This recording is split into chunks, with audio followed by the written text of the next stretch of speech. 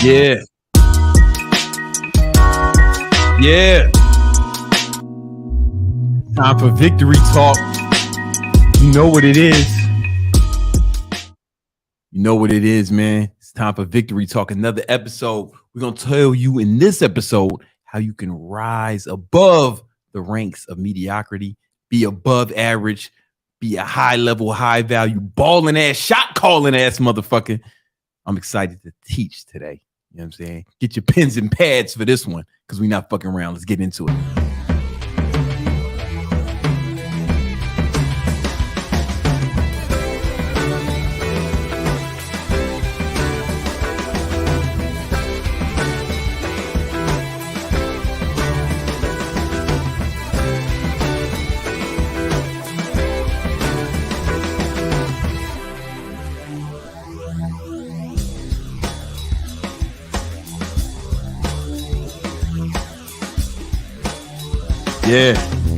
Yeah. Victory talk, baby. Victory talk. You know what it is. You know what it is. Another episode of that victory talk. I'm real excited. I couldn't hear it. I ain't hit nothing. I'm real excited, man. You know, I got a lot of stuff I want to share with y'all today, man. It's a little light outside now. It's different, man.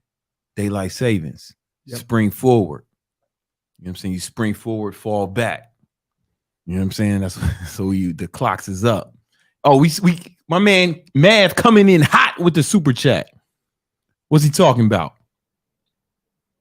Baby girl, what's Mav talking about? So these are the highlights of my week. Come on, man. I believe you. I believe you. It's one of the highlights of my weeks as well. Mav is obviously a smart dude, man. You know what I'm saying? It's time to get it in. Shit, man, I got a lot of stuff to cover, man. Where do we even begin? Where do we even begin on this episode? I think we're going to start with a few. Well, first thing we got to start with, we got to give a shout out to our sponsor. You know what I'm saying? See, these other podcasts, they be trying to sell you underwear and shit on their podcast. What else they be selling, man? Motherfucking fucking vitamin juice. You know what I'm saying? You go on there, motherfuckers trying to sell you vitamin juice, underwear, fucking wallets, like all types of shit. Them fucking metal wallets. Nerd shit, man. Here, we're sponsored by Thought Repellent. Yeah. Because here's what's gonna happen. Just keep watching Victory Talk every Tuesday at 7 p.m. Eastern Standard Time. And you join the free Discord, the Victory Unit, because in the Discord, man, there's free courses on how to ball and shot call and how to improve your life. I think we added a fitness course, my Terminator 2 week that I used to sell for like $100. If we didn't add it, we will add it soon. So you're gonna get in shape, right? We also added. I know we have a high value alpha baller program that's in there. That's one of the best things I ever put out. It's free. And I think recently we added a book on how to build discipline, right? The Relentless Discipline Code. It's free. And once you join, right, and you start learning all this stuff, you're going to have your money right, your mindset right, and your muscle right. And then these thoughts, they're going to see you, right? You're going to stand out like a sore thumb amongst the sea of average men, regular ass motherfuckers, right? And they're going to see you and they'll be like, oh shit, could it be a G? And they're going to swarm you. And you're going to have to, just to go outside, you're going to need thought repellent all over you. So you'll be able to get this when it comes to market, but you probably don't need it yet, right? Unless you've been in the Victory Unit from the beginning, the free Discord link in the description, and you've been watching all. What episode is this, Nima? 20th. Episode 20. Goddamn. This podcast is almost old enough to fuck.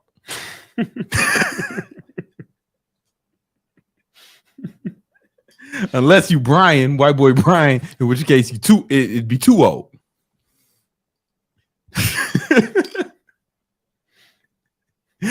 Thought repellent. You're gonna need this, man.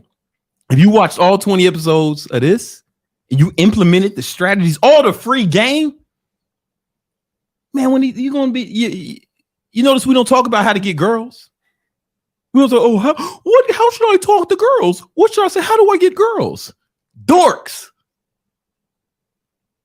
You know, my mentor, I never met the nigga, but he's been a mentor of mine. His name is Sean Carter, also known as Jay-Z. And you know, when I was 15, I heard him a song he had called "Is That Your Bitch," featuring the great Missy Elliott and Twista from West Side of Chicago. And in that song, it starts off, Jay said, "Don't get mad at me. I don't love him. I fuck him. I don't chase him. I duck him. I replace him with another one." And my 15-year-old virgin Brandon was like, he's ducking the bitches? Like he's hiding from them? How could this be? Because he fucking got his shit together. When you got your shit together, you rise above the ranks of all the average men in the world, and all the thoughts want you. They sweat you. So if they start tripping, you just replace it with another one. That's what he said. And I kind of modeled my life after that lyric. You know what I'm saying? This whole podcast, the Victory Unit, my career was helping y'all get to that level where you don't chase them, you duck them. You replace them with another one. How do I get girls? Dorks. Real motherfuckers need this shit. And thought repellent's gonna make it a lot easier. Because I seen the thoughts infiltrate a real nigga's life, right? Use her vagina to infiltrate his life. Next thing you know, the niggas, he done fell off. It happens. It happens all the time. They'll ruin shit for you. Nima, tell me. I know you Muslim, or you used to be, or something. All right, but just like cover your ears or something. I got you. In the Bible, that's how this shit starts off. It starts off. God was like, yo, look. God was like, hey, yo, look here, y'all. That's how my God talks. I don't know, yo. Look here, y'all. Y'all can have whatever y'all want. I'm talking about. But that tree over there, go ahead and stay away from that tree. Don't fuck with none of that tree, none of them apples. And Adam was like, no problem, man. I don't care about this tree. I'm gonna eat some of these deers and shit running around. You know what I'm saying? Like, I'm gonna fuck this bitch you gave me, and I'm gonna eat these fruits. Everything's gonna be cool, man. Everything's gonna be copacetic. God, I ain't even tripping. And here come this bitch. First of all, she talking to a snake. That was another thing. When Moses wrote the book of Genesis, he was saying, don't let your bitch have fucking male. Don't let her have guy friends. So she talking to another guy, red flag. She friends with another nigga, right? And the nigga's all in her ear, the snake. Hey man, fuck what God talking about, man. Adam a bitch nigga. I bet he won't eat them apples. And then next you know, she go to Adam. You know, everything is perfect in the Garden of Eden. That's how they are, man. Everything was perfect. And still wasn't enough for this bitch. Still wasn't enough for this bitch. Right? Man. He's like, fine, fuck it, man. I'll eat the apple just to shut you the fuck up. And now we all got to wear clothes and go to work every day. You know what I'm saying? Thanks, Eve. Listen, obviously, that shit is a fucking fable, right? Right? Ain't no talking snakes. But I think when Moses wrote the book of Genesis, he was trying to tell you, man, bitches will fuck your shit up. Don't let your chick don't have no male friends. Don't let her kick it with fucking guys. Fuck, is you crazy? Ruin your old shit, right? Why am I talking about this again? Okay, right, thought repellent. You can't let these hoes infiltrate your life, you know what I'm saying, and fuck shit up. So you're gonna have to douse yourself with this. Now it's not available yet because we're still in the research and development. Me and Neem have been working mad hard on this. Yes. We got the first prototype. You know what I'm saying? We got the first prototype, and it should be available one day, right? All your super chats go to the development of thought repellent. So like help you and your fellow man. We got to keep these hoes off us, man. crazy assholes. Actually, last week's super chats helped us a lot to Yeah. push this forward. Yeah. in the last week. We running experiments. Motherfucking, It's expensive. yeah, it's experiment, man. We got to get universities to do the fucking testing for us, right? The studies, like how many thoughts can you repel simultaneously? Like what amount do you have of thought repellent you have to douse yourself with to keep a bitch off you? You know what I'm saying? And then how many thoughts can you repel? You know what I'm saying? Because you got to remember, when you really got your mindset right, your muscle right, and your money right, they're going to swarm you. All right? They're going to swarm you. So like maybe 2 or 3 of them will be off you, but then the 4th one sneak through. I got you, motherfucker. Next thing you know, she's pregnant. Right now, you got to spray it once every hour, but the goal is to just spray it in the morning and you're good to go. You get to go. You go about your day. You know what I'm saying? You go about your day. You know what I'm saying? We're working on it, guys. It's going to take a lot of research and development. All your super chats go to thought repellent. However, some of y'all don't even need the shit. Some of y'all are still Googling how in ChatGPT, how do I meet a girl? I want your problem to be too many girls, right? And to do that, you're gonna have to build some habits, right? Some habits that'll take you from regular motherfucker to above average. And that's what we're gonna start today off with. Habits of a winner.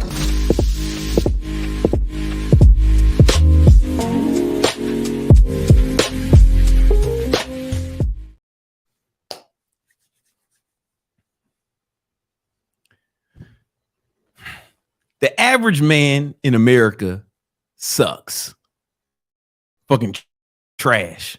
Statistically, he's trash, right? The average American man is 17 pounds overweight.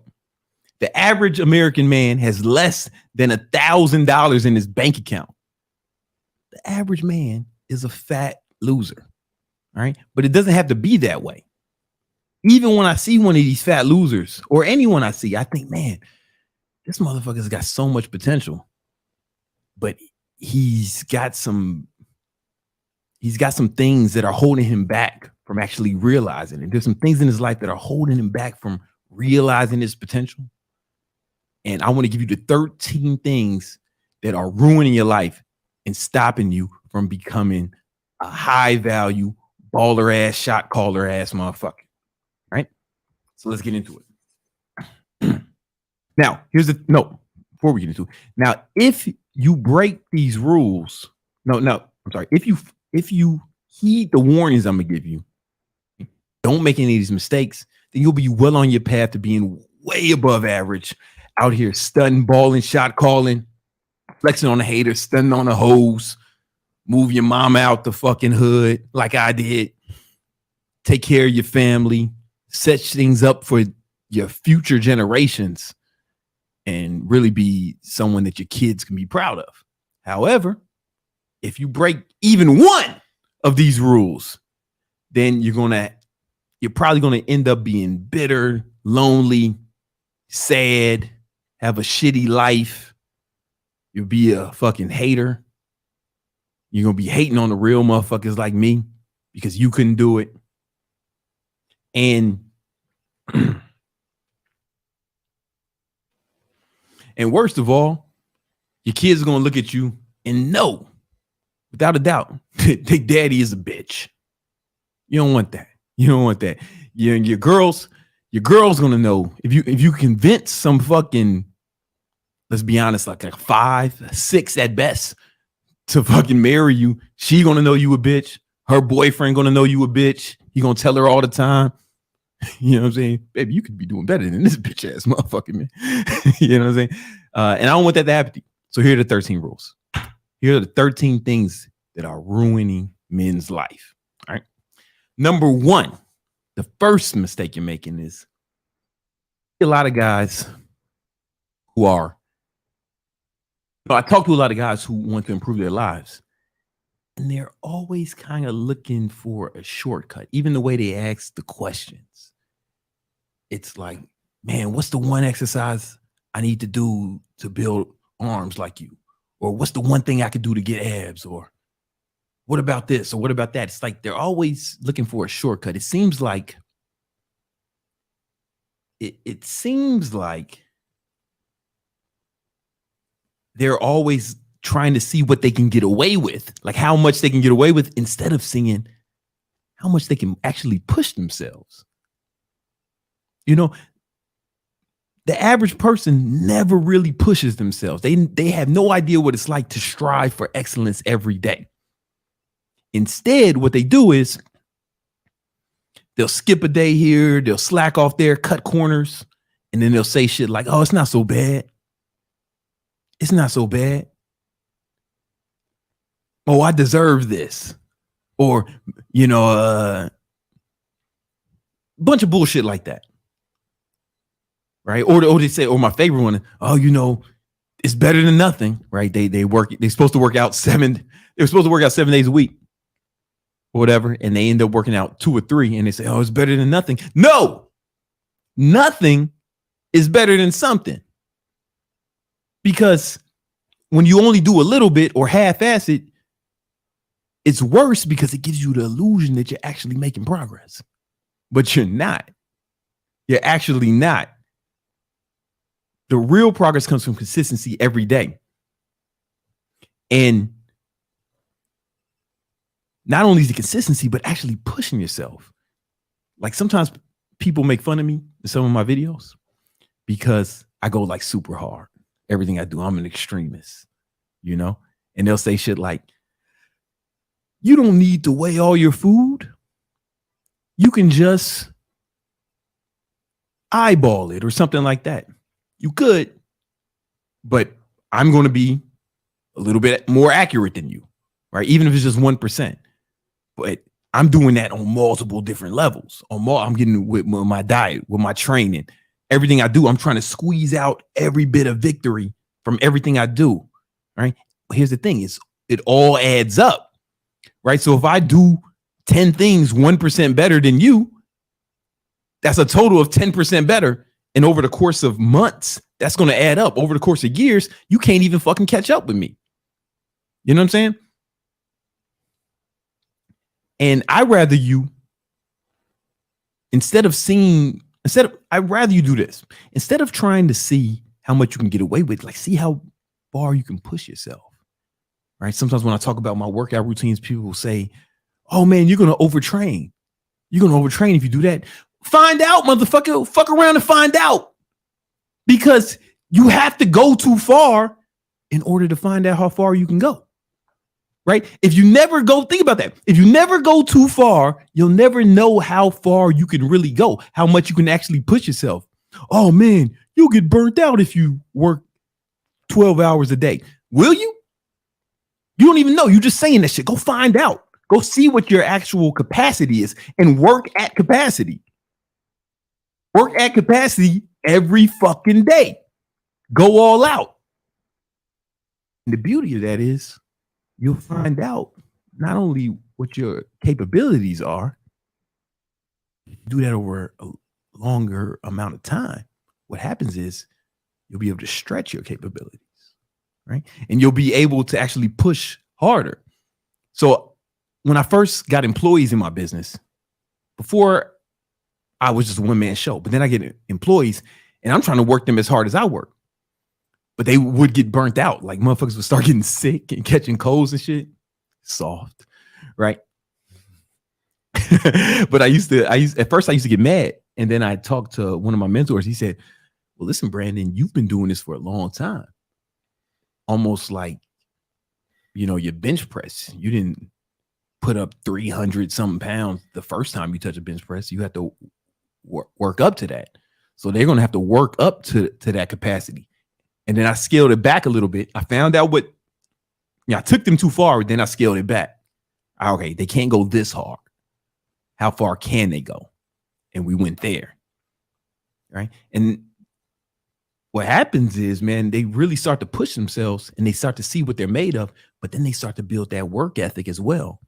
So one of my old video editors, Fly with Johnny Ty, like we really pushed. I want to apologize to Johnny because I probably pushed him a little too hard. I probably wasn't the best boss at that time. However, his work ethic grew exponentially, right? And he stayed with me for years, and he started to start to work like a real G, And then he went on and did his own thing, and he's having a lot of success with his own YouTube channel and his own business on his own.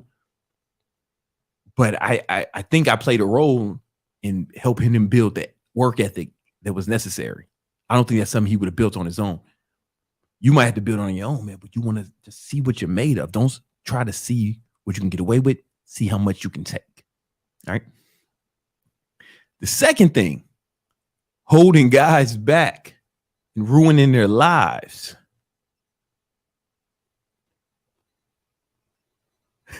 Hold up. Working into that. I want to address that. He said, no way you called him soft for getting the cold. Yeah, getting the cold is fucking soft. I ain't been sick in 6 years, not even the sniffles. You know what I'm saying? But, I don't get mad at people anymore for getting colds. Like Thor doesn't get mad at the humans because they can't lift the hammer, right?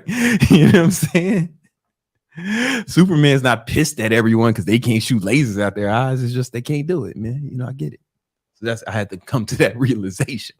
You know what I'm saying? Fucking dorks can't even shoot lasers. The fuck is wrong? Y'all just walk instead of fly. Get the fuck out of here. Nah, Superman. He's like, I need to help I need to help the humans, protect them. And that's kind of how I feel. Anyway, you don't have to put that part in the video.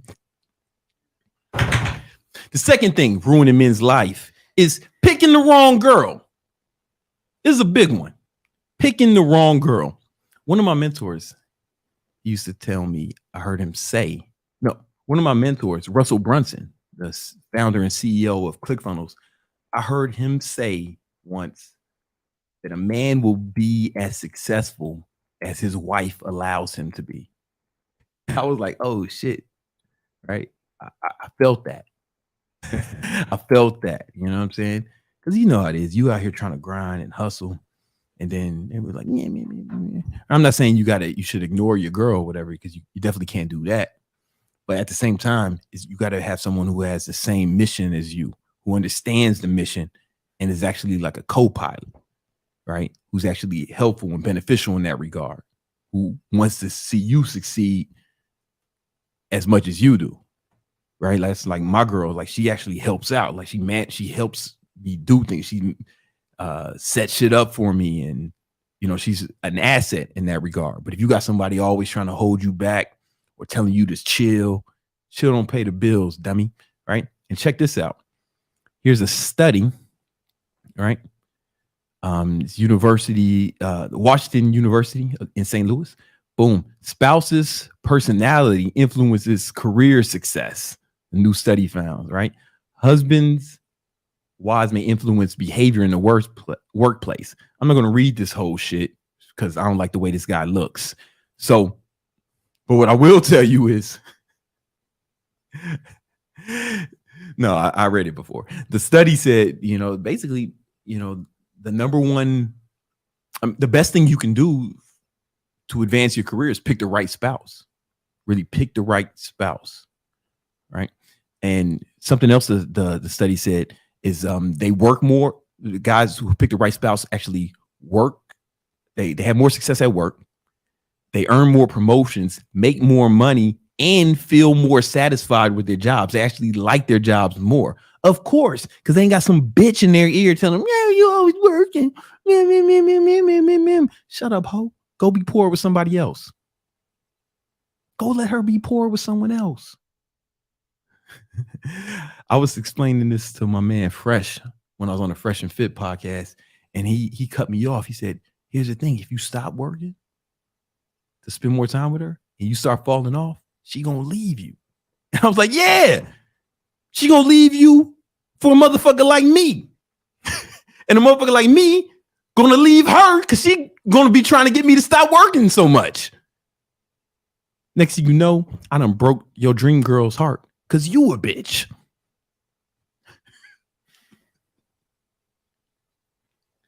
Yo, what's wrong with you, man? Somebody's dead, When I have a sales team, right, at one of my businesses, and whenever one of the sales whenever one of the sales guys' numbers start slipping, I'll pull them aside and be like, what's going on with your life? Like at home, how's you and your girl? 9 times out of 10, the bitch is fucking with my money by pissing him off. So I gotta like have a fucking coaching session with him. All right, here's what you're gonna do to fix this. And I gotta like, what's her love language? What's about, I gotta fix their relationship so I can make more money. Ain't that a bitch? But I can't let this hoe fuck up my money. No way. Right? And you know what I'm saying? She's got to want your success as much as you do. Right? And my man Hermosi said, Alex Hermosi, he said, one of the best ways to stay poor is to pick a spouse that makes you feel guilty for working. When I heard that shit, I was fucking mic drop. And I think it's important that I throw in a quote of a white man saying it, because for whatever reason, some of you guys seem to not fucking feel me until a white man says the same thing. Maybe it's because I look, dress, and talk like a 90s drug dealer. So maybe I get it. Maybe you're maybe it's not your fault. Maybe it's me. It's the way I present myself. If you watch the last Batman movie, there's this part at the end. Batman and save the universe or some shit. I wasn't really paying attention. He did some cool shit. I don't know. Did he save the world? It was like a flood at the end. It seemed like Gotham was fucked up. I don't know. He did something and everyone was happy. Right. And at the end, he talking to Catwoman. Right. And she was like, yo, Batman, how about we just get out of Gotham? We can go to this other place and do cash shit. You know what I'm saying? And listen to that. She asked Batman to stop being Batman and go do cat shit with her in some other city. You know what I'm saying? And yo, man, the Batman ain't even fucking saying. The Batman just kind of looked at her. You know what I'm saying? And she was like, nah, I feel you. I was tripping. Then they drove off. But, he drove off. It still hurt him, though. It wasn't like, yeah, fuck you, bitch. It's like it hurt him, right? Because he was in love with the cat girl. Right? I guess. I don't know. I don't know why he liked her so much. They didn't even know her like that. Right? Anyway. He killed his dad and shit, I think. I don't know. Anyway, he drive off and you see him in the fucking rear view. He's about to shed a tear and shit. Soft. But it hurt him, but he still made the right decision. You get what I'm saying? You can't let some fucking girl throw you off your path. Especially if you ain't even smashed. I don't even think he fucked in that movie. You know what I'm saying? Of course not, man. I don't even know what the pussy like.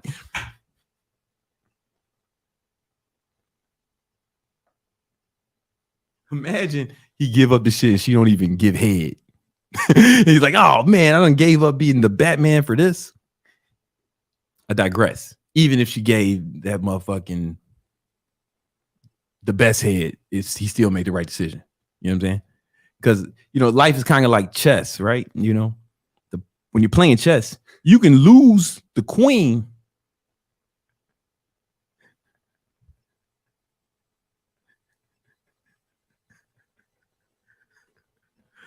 Sorry. It's like life is like chess. When you're playing chess, you can lose your queen and still win the game. See, the purpose of the game is not to keep the queen, it's to win the game. And you can win the game without the queen. Right? If you got to sacrifice your queen, that's what you got to do. But if you can keep the queen, it's a real valuable piece. As long as your queen ain't talking crazy, telling you not to work. Dumbass bitch. Yeah, I'll throw my own queen off the board. I'll beat this motherfucker without a queen. All right. The next thing that's ruining men's life, I'm going to lump these together. They're called the 3 B's, right? This is number 4, number 5, and number 6. This is the 3 B's. And so I had a mentor when I was younger, and he was like a millionaire, and he was a cool dude, and he went to the same college as me, right? But he was older, and he graduated, and he started a business, and he like was a millionaire. And I was talking to him, and he said, yo, the main thing you got to avoid is the 3 B's. It's booze, bets, and babes, right? And what he meant by that was booze or like any kind of vices. He said drugs are included in that. Bets is like gambling. You can ruin your life with that. And babes, he meant like the wrong girl, like we said earlier, but he also meant like having babies, having mad babies. And I want to break each one of these down individually. Drinking alcohol. I stopped drinking alcohol years ago, maybe like over 8 years ago. And my productivity has skyrocketed because, after you drink, even just a few drinks, you're not as sharp as you are next day. And here's why. So let me pull this up. I got a study right here. Boom. Oh, I don't think that's it. Hold up. Ain't it? I think that was the previous one. This one. That was what? I think it's this one, right? If you accept it. The one on your screen. No, the other one. Oh, this one right here. Oh shit! I just closed it. Fuck. Hold on, I can open it again. Give me a second. We doing this live. I got this. Hold on. Just bear with me.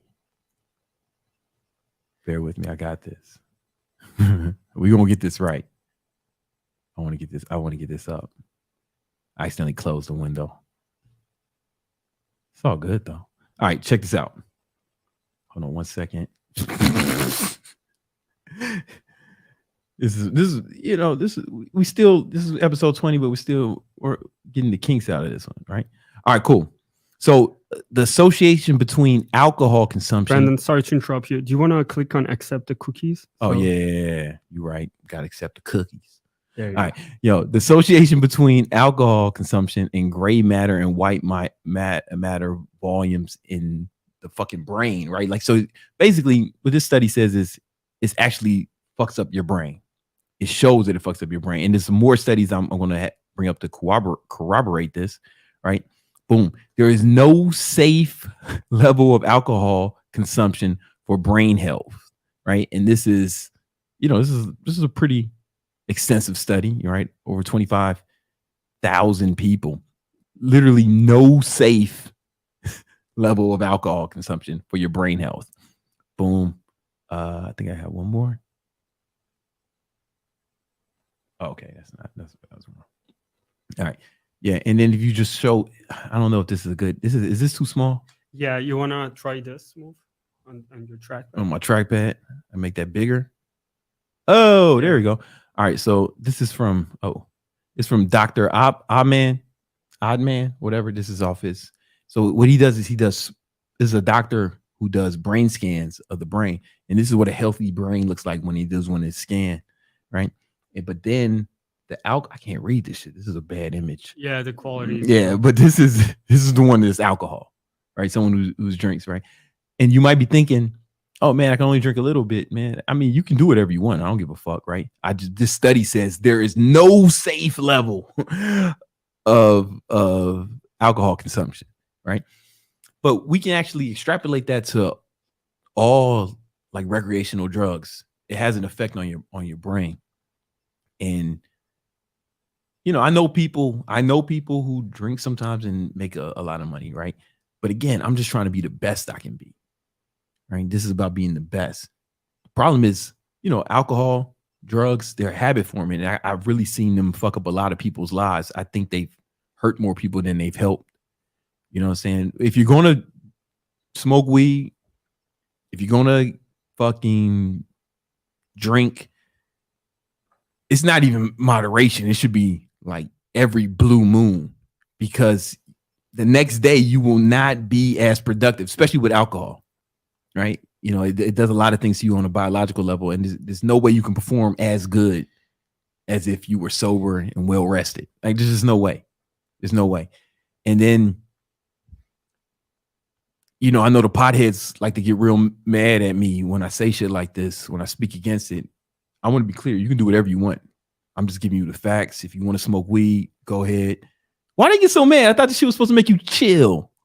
I thought you're supposed to be calm. Potheads are right now. There's an angry pothead. Hi, so bro. I'm gonna, yo, man. Smoke some weed and take it easy, man. You know what I'm saying? Put on a Bob Marley song. It's cool. Who gives a fuck? I'm just a guy on the internet, right? Why don't let my fucking homemade YouTube video get you all mad, dork. But research how marijuana affects REM sleep, and then find out how important REM sleep is. And you might reconsider some of your choices in that regard, you know. And then we got to go to bets, gambling, right? So gambling is one of the most addictive things there is, right? Let me show you why. I'm gonna bring this study up.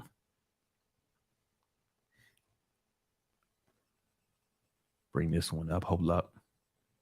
Thought I had it, but I didn't. All right, so this is from the Mayo Clinic, and it's, you know, a researcher study. Gambling means that you're willing to risk blah, blah, blah. Gambling can stimulate the brain's reward system, much like drugs or alcohol can, leading to addiction. I've seen gambling ruin a lot of people's lives, including mine. I didn't gamble, but my dad did. So, you know, my story, I grew up poor, south side of Chicago. You know, parents are struggling and shit, trying to make shit happen. Eventually, I get into some trouble and get sent away to military school, you know. And I'm in military school. I'm one of the only poor kids there. I was there on some sort of affirmative action or some shit. And my dad, that's when his business started to take off. Like, we were struggling before that. But while I was in military school, those years, all his work started to pay off. Like 10, 15 years of fucking hard work started to pay off. And by the time I had graduated from military school, he was making about $3 million a year. And that was in 2000. And adjusted for inflation, that's about $8 million a year. It was a lot of money. He was doing well. I didn't experience any of it because I was away in military school. It was a boarding school. And then I went to college, Howard University. But around that same time, that's when he started gambling. Right? He started gambling. He really liked it. I can tell he liked it more than he should have. Because once when I was in college, we went to Vegas and he was like, we was all about to get on the plane back. And he's like, no, I'm staying to gamble. And I was like, oh shit, this nigga really enjoys this shit, right? And during college, the only I remember every semester he'd ask me how much my tuition was, and he said, all right, I'm gonna try to get it at the casino. And I kind of never knew if I was gonna go back to school or not. And he didn't invest it in shit. You know, he's a street dude who figured out a way to make some money. He didn't have the knowledge that I be trying to give y'all. And by the time I was out of college, he had ruined all the money, fucking bankrupt, all that shit. And then, you know, he got himself in some other trouble, but the gambling is what really led him to actually commit suicide. You know what I'm saying? When I was in my early 20s, it was a big part of it, a contributing factor, because the gambling ruined his life. Like, if he never gambled, I wouldn't have this cool ass stories to tell y'all about coming from the bottom. You know what I'm saying? I'd have been like just some rich. I'd be talking about daddy's money and shit, you know. But when by the time he died, it's like he left debt that I had to help figure out how to help my mom pay and shit, taxes and shit we had to figure out, and that he owed back taxes. It was a fucking mess. He ended up worse off than before he made any money. Right. And gambling was the culprit. So you want to avoid gambling. Seriously, you want to avoid that shit, man. Like the plague. All right. And then number 3 is, the next B is babe. So it's women and kids. We already talked about how women can fuck your whole shit up, but it's having too many kids. So my brother is super smart. Right. There's some people in my family who have like legit genius level IQs, like they've been tested. One of them is his daughter. Like his daughter She's 16 and she can go to Stanford right now. My brother just don't want her to go because 16-year-old in college don't sound right. You know what I'm saying? He went to college, so he knows. This might not be the right environment for a young girl. But anyway, like she took the IQ test and it's like genius level. Like when I took it, it was above average, but it wasn't no genius level shit, right? And he's a borderline genius too. Like he's super smart. However, he's got 6 kids from 4 different baby mamas. And he started having these kids out when young. And it really just slowed him down as far as the time, the money. It really like threw him off his game. Right. And sometimes we think about what he could have been had he not had so many kids, so many distractions, because he was around when my dad was balling. Right. And he could have like really leveraged that into something else.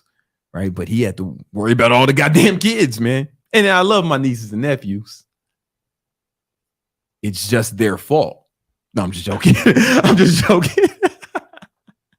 It's not their fault. They ain't asked to be here. It's his fault, right? He's the one who didn't wrap it up and shit. You know what I'm saying? And it's super preventable.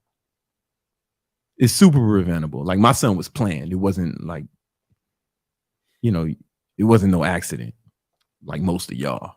You know what I'm saying? Well, some of y'all was tragedies. You know what I'm saying? Well, my son was planned, right? And so listen, you're going to have sex with people eventually, especially if you keep watching my videos and you keep improving your life. Women are going to be all over you, right? And you're going to have sex with some of them, right? It's natural. That's what happens when you watch Brandon Carter videos over and over again.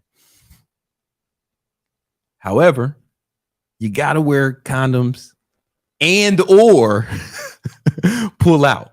I mean, pulling out, read the studies. It has like a 90, it has a 90% success rate.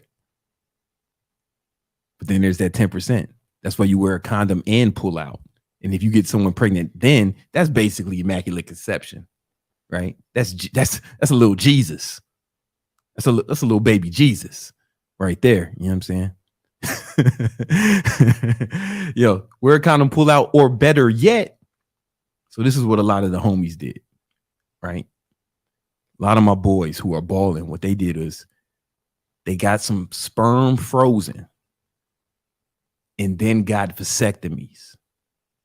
So whenever they want to get someone pregnant, they can just go do it. They can just go to the lab and get the in vitro semen and get it done like that. And that way, you can plan it. It can't happen on accident, right? You freeze the sperm, boom. You got the homies on deck. They ready. Soon they ready on the bench, ready to be put in the game at any moment. And it's kind of cool because if you're really young, the quality of your sperm, pause, is going to be like way better, pause, than when you get older.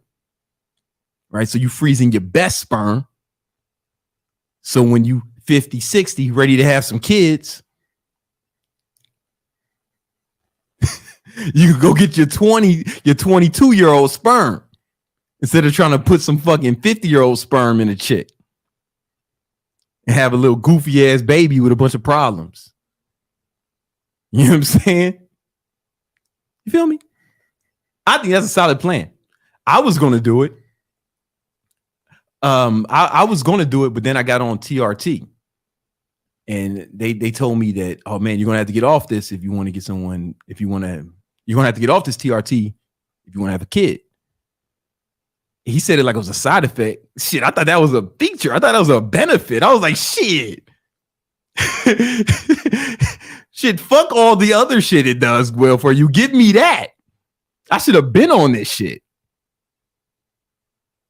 I digress. Right. And you can't trust the birth control, man. Bitches be forgetting to take that shit some days, or they lying, especially if you a baller, right? Fucking lying. Don't worry, I'm on the pill.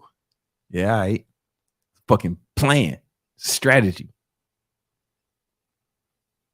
It's fucking strategy. You know what I'm saying? If I met me, I tell me if I was a girl and I met me, I would tell me that I'm on the pill. so I can get myself pregnant. And like, ha. Now you got to take care of this kid, for me and this kid forever, no matter what. That's what I would do.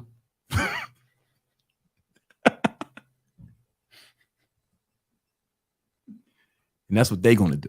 Don't put it in their hands. You know what I'm saying? All right. This is going off the rails. It's going too long. Number 6, 16 holding men's back. Being a bitch, being a little hoe, being scared to do shit. Right. You know, there's 2 types of people. All right.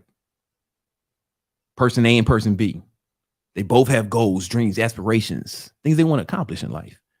However, in between them and that goal is fear. Right. This is with everyone. Everything I've done, I was scared before I did it. Right. I was a little scared. I'll be honest with you. But just because you're scared don't mean you a bitch. You only a bitch when you let the fear prevent you from even trying. Right. So that's what person A does. It sees the fear and it cowers. Oh no, I'm gonna stay over here. I ain't going to do that. There was some slaves who didn't run away when Harriet Tubman came. You know that? It was like, Harriet. No, Harriet. Oh no, that's too dangerous. We just gonna stay here and be some slaves. However, my ancestors, because I'm from Chicago, right? My ancestors said, yo, Harriet, yo, we trying to ride. And they went with Harriet. They were scared. Obviously, you die if you get caught doing that shit. They were scared, but they went through they went on that journey with Harriet and they got free. Some of them were killed on the way, right? Some died, right? But at least they weren't bitches, right? And when where'd they go? Southside Chicago. I'm a descendant of them, right? I'm one of their descendants.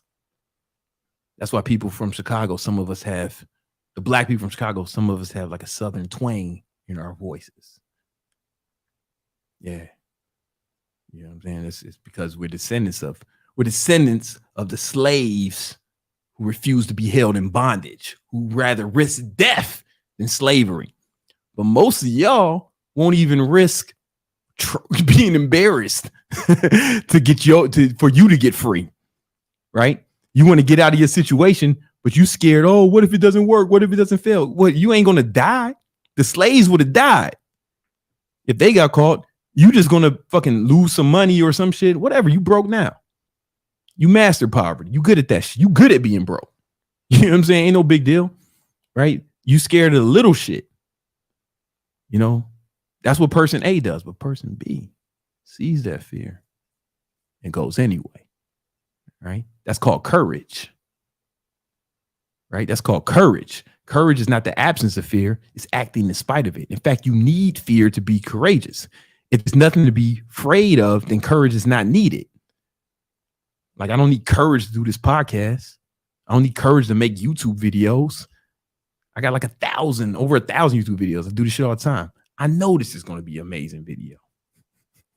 No courage was involved. But my first one took courage. I was embarrassed. You know what I'm saying? But I did it anyway because I'm not a bitch. You can't be a bitch, right? Number 7.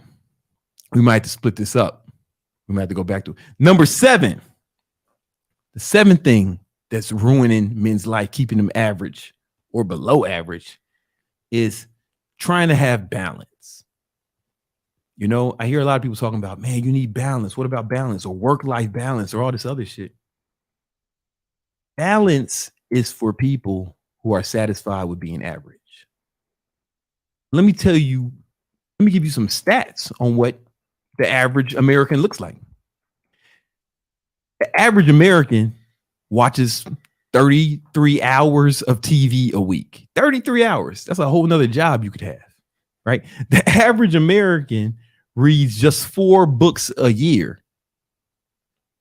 Soft. I've been reading 2 books a week for like 15 years, right? You know what I'm saying? The average American works 34 hours per week. 34.4 hours a week. Not even a 40. They're not even putting that in a full work week. They're not even trying to ball. right? The average American is 17 pounds overweight. Fat boys. The average American spends 5 hours a day on their cell phone. Doing what? Right? The average American has less than $1,000 in their bank account. The average American makes around $48,000 a year. That data is a few years old. I think it's in the 50s now. Congratulations. You got a $2,000 raise, broke boy. You know what I'm saying? Like the average American household is $130,000 in debt. These are the stats. This is what happens when you balance your average. Right? You have to, when you're balanced, you are average. You will end up average. In order to be successful, you have to become an extremist. You have to be extreme and shit. You can't pussyfoot in this shit. You got to go like super hard, right? And you're going to have to become unbalanced in certain areas in your life. But the thing is, the beauty of it, you don't have to neglect your family. You don't have to neglect your health. You don't have to neglect your spouse. You don't have to neglect training. All you have to do is neglect the bullshit, right? Maybe you got to stop playing video games. Maybe you got to stop getting high so much or going out and partying, or maybe you got to stop watching so much Netflix or TV and allocate that time towards acquiring your goals, to accomplishing your goals. Allocate that time to the acquisition of capital so you can ball. You don't want to be like these motherfuckers, man. The average American is a fat loser, man. 17 pounds overweight, less than $1,000 in their bank account. That's what balance is going to give you, right? You got to be extreme to your goals. You don't have to neglect the other parts of your life. You really don't. You just have to neglect the bullshit, the parties, the Netflix, right? How much time do you waste? Go look at open the screen time app on your phone. You'll see how much time you waste. It's right there. You know what I'm saying? What if you would have took that time and allocated it towards something you wanted to do, something you wanted to accomplish, the man you wanted to be. And if you spend all that time you spent on Netflix after your goals, you spend all that time you spent on social media going after your goals, if you spend all that time partying going after your goals, all that time you spend getting high, getting drunk, fucking around, chasing hoes, doing a bunch of dumb shit, you spent that time actually going after your goals, man, your whole life will change in a year. I promise you. A year from now, you'd be a different person. You know what I'm saying? And however, people like, what's going to happen is people are going to say you're too extreme now. You work too hard. You need to take it easy. You need to chill. Chill don't pay the bills, right? If you listen to these motherfuckers, you're going to end up just like them, fat and broke, like the average American.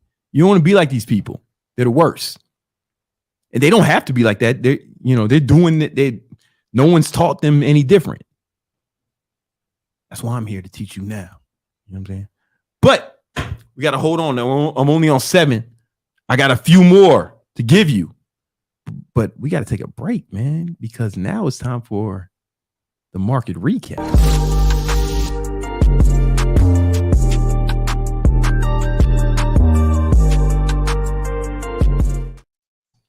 Oh, you know what it is. Oh. Every week, we bring my man Romulus on to tell us what's happening in the market. And boy, it's been a week. Because we do a lot of trading here. It has been a week. Yes, sir. Bro. Yes, sir. You were talking about people watching television, Brent. I thought people watch 30 hours of TV a day. Is my math messed up there or what? Yeah, no, there might be some flaws in that, man. But it's all close. Get your ass off the couch and get to work. Come on, man. Let's make something happen. Because here's what's going on. You think I got great? I became a great trader, one of the best traders in the world. One of the best in the world. No one gave this to me. Nobody. Okay. Come on. I went out. I used to stalk people. Okay. I'd read a book. You mentioned a minute ago, people reading books. Those are the things that are behind you, by the way, for those who don't know. Yeah. And so I would read a book about trading, investing, markets, economies, finances, money, and they would mention somebody in there. And boy, this person just resonated with me. They had a brilliant idea. There was something I had to know more about. I would stalk this person. Yeah. Okay. Stalk them. I remember there was a time in New York City in the middle of the winter. And by the way, it still gets a little bit cold in New York in January. Sometimes. And I was up half past the crack of ridiculous.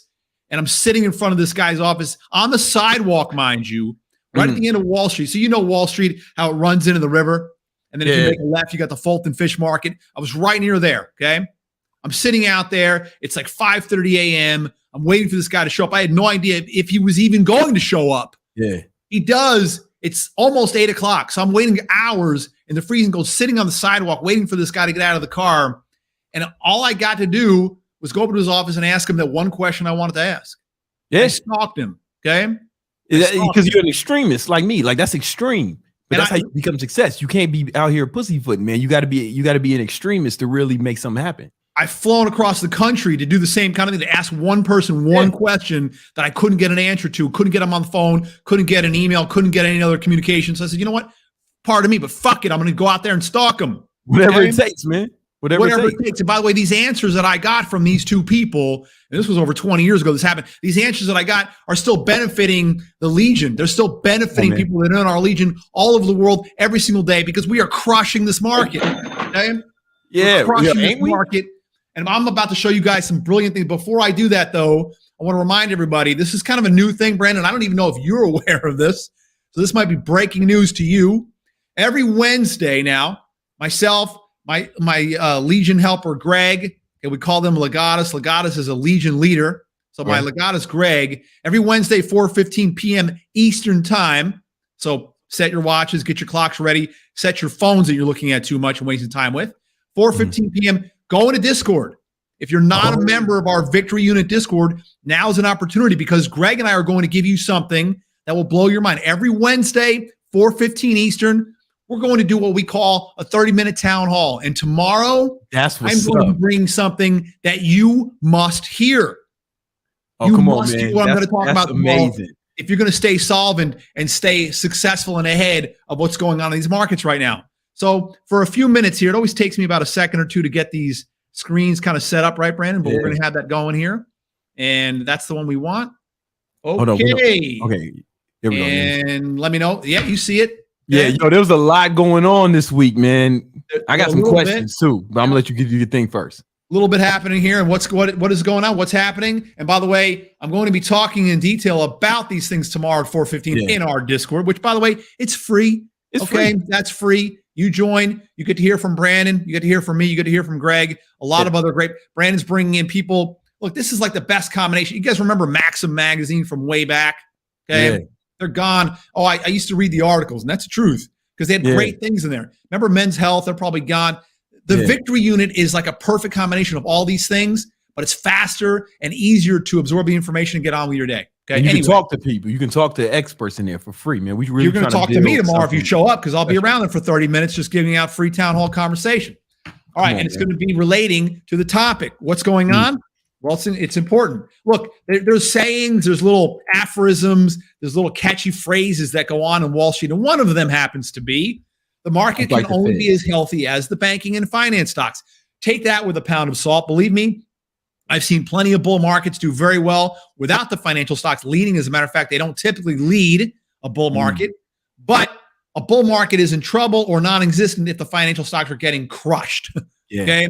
That's for sure. And over the past week, what Brandon's been leading us into here, is the financial sector has been getting crushed. So that's what you're looking at, guys. XLF is an ETF that tracks the finance industry, basically. Exactly. It's a basket of financial companies. So you've got Morgan Stanley in there, Goldman Sachs, Bank of America. Second biggest company is JP Morgan. The biggest one in here happens to be Berkshire Hathaway, Warren Buffett stock. Why is that in there? Because it's a big insurance company and he has a lot of financial stuff happening. Anyway, so XLF, let's just use that as the proxy, which means that's just the thing we're looking at here to represent the whole sector. And that's what's going on.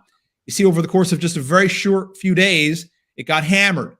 This is going on because that Silicon Valley Bank and then following the Signature Bank out of New York were both shut down by the feds. Everybody's freaking out. Everybody's ready to jump out of their one-story windows. Why I say one story? Because this generation, Brandon, they got no balls. They can't jump out of the second story. But they'll jump out of the first. They don't want to get too hurt. No. their comfort duck doesn't jump out of second story windows after all. Right? But their first story window, they can jump out of that. And as they're jumping, what are we doing? We're buying. Yeah, no, we bought. Yo, that trade you put out. So Romulus put a. Yo, man, last night Romulus put out a trade for the people in Legion. Poetry, wasn't it? Yeah, man. It was poetry. It was Shakespeare in the markets, is what it was. Come on, man. It was a fucking amazing trade. I'll walk them through it in a minute. And we sold it in the morning, and I made I made some good money off that trade. Yeah, we made 34%. So whatever you had in it, we made 34% return, net on a percentage basis in 16 hours. But so last week, this Legion podcast was gracious enough to have my legatus, Greg, on with you. Yeah. He was talking about staying negative, the financial stocks. That was last week. Mm-hmm. Okay. Matter of fact, he even mentioned this SPY, which was trading up here back in that right up in there. He said, look, this is probably going to go to 385. And look at yesterday's low was 381. He said that. Go watch the last episode. Yeah. He said go watch it. Okay. Go watch it. We've been talking about this stuff. We're not joking around here. All right. So we were talking about being short the financial stocks, and then they get crushed. Okay. We take profits out of that. And then over the last couple of days, we start buying. No one on Wall Street, none of the trading rooms, none of the YouTube channels, none of the chat rooms are talking about buying financial because they're scared. They're running away. They're not telling you to buy it now, but you missed that trade. Bro. No, you missed the trade. Yeah. But late last week, yesterday, no one's talking about buying these stocks but us. Yeah. Okay. We're the only ones out there buying these things. And then what happens? We get paid huge. Okay. Yeah, that was a nice trade. These trades in a matter of a day or two. That's all it was. Yeah. Now, there's a lot to this. This is highly technical and skillful trading. I'm not saying do this at home. At least you should wear a helmet there, little guy, if you do. But this is what we teach you in the Legion. Okay. Yeah. It's not going to take you 28 years. I mean, it didn't take me that long, but it took me a while. It won't take you that long. Okay. It won't take you that long to get through these, the trainings. It's not a day or two. It does take some work, but anybody can do this if you have the will, to do so. Okay. Yeah. All right. So let's tear into the markets a little bit for what's happening right now. We do see a bounce, including the financial sector. They went up a little bit after the rout that they experienced. And that's what we did. We took advantage of that. But let's go back to the S&P 500. I know a lot of lines on here, so I will change it over to something is the same thing. SPY, same as SPX, just without the lines. And it's the ETF. It's the basket you can trade. Yeah. You see here, it doesn't have the lines on it. And it has a little bit of a rebound from yesterday's low, still closing negative, but a little rebound from yesterday's low, and then a bounce up today. Certainly right possible. To the 200. Yeah, right there to the 200-day moving average. It's certainly possible, maybe even probable over coming days or a week or two to get a little past this area. But I would suspect that there's going to be some difficulties and some tough sledding in the not too distant future because there's a breakdown in here. Okay, to more easily see that, this is the big daddy. This is the Dow. This is called the trading range. Everybody, that's a legit breakdown. Right there. You see it? See that breakdown right there? Okay. Yeah, that looks real shortable right there. That lower line is called support break. And then the same day, just to add insult to bullish injury, it breaks down and closes below the 200-day moving average. Yeah. Unusual, Brandon. What happens? Old support becomes new resistance, right? That's right. You get the retest happening. So over the coming days, possible retest. But as I've been saying for months as I come on here, not every, but most Tuesday nights, I've been saying for you to expect a retest of the June, perhaps not the October lows, but at the very least the June lows, and that would include either up or down by a couple percent. So maybe up here in the mid 3,700s or down. Well, shit, we almost hit that yesterday. That's what I'm saying. You've been saying this the whole time that we were going to get there, and we're almost there. Been saying it the whole time. Okay, been saying it the whole. Listen, people who are listening to Brandon and I right now, who have been watching these podcasts. Maybe you've come into our Victory Unit Discord channel. Maybe you haven't. I don't know. If you haven't, you're missing out. Please do so. But let me ask you this. I mean, really, and obviously this is rhetorical. I mean, I'm not asking you to run over to my house and give me an answer. I'm not asking you to raise your hand because I'm not going to pick you. What I want you to ask yourself, though, and what I want you to answer for me is, are you not sick and tired of being sick and tired? Yeah. Are you not sick and tired of being broke? Are you not sick and tired of missing all this action? Because, again, we're killing it. I mean, look, we got rich doing this, Brandon and I, among some other things. But what we're doing now is compounding our wealth, or compounding our riches. So all I have to say to you is get rich with us and then start to compound. We will teach all of that to you. So S&P 500, here it is. Let me pull up SPY again just because it's easier to see. So again, let me reiterate and repeat. Quite possible that this continues a bit higher because there was some oversold conditions. You see how deep that got in here a couple trading days ago, and the volume spiked from Friday. That's the largest volume excluding, let me say this again, excluding the triple witching, which happens one Friday every 3 months. But this is the largest volume of the bear market. That's significant. Wow. Okay. That's starting to show that these idiots that, follow Cathie Wood and have been praying that Elon Musk turns their stock back on and everyone going down the Pied Piper Robin Hood path, that they're giving up finally. Okay? Yeah. That shows that they're finally giving up. But that's the early stage. The give up can take, by the way, I mean, you remember our conversations when we were talking in depth over the last couple of years about what happened in 02, what happened in 08. This stuff can drag on for weeks and perhaps even months. It can. Yeah. It can drag on for months. Remember, yesterday, or the Silicon Valley Bank, the Signature Bank, to me, everyone's talking about that as the Lehman. To me, that's not the Lehman. No. That's Bear Stearns. And let me give you a historical context. In 08, bear market. That's when the financial stocks crashed. If you weren't trading, at least you know about it. And if you don't know about it, then watch the movie The Big Short. Okay? It's a great movie. I want to watch that again. Steve Carell, awesome movie, The Big Short. If you don't know what I'm talking about, watch The Big Short. And then as you're watching it, because maybe you didn't know about this time, you can think to yourself, oh my goodness, Romulus killed it in that market? Yes, I did. I did it shorting the banks. Come on. The banks. Anyway, let me rewind here, okay?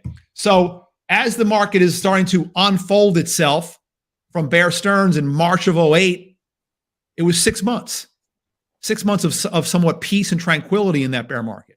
And then Lehman Brothers. And then Lehman Brothers. Yeah, no, I remember that day. And then Lehman Brothers. Because you were still living in New York. Yeah, I was in New York. So it was like you still living in New York. And that's where it was all going on. And it was a disaster for either people that lived there or if you knew people, a lot of people. I used to live there. I moved out of New York in mid-99. But I grew up in Jersey, 10 miles away. And I knew a lot of these people. I knew people that died in 9/11. I mean, friends of mine, high school neighbors, guys I worked with died in 9/11.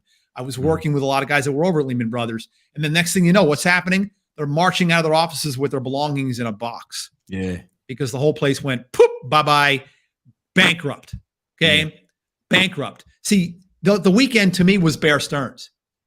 What's coming is the Lehman Brothers. We haven't seen it yet. Yeah.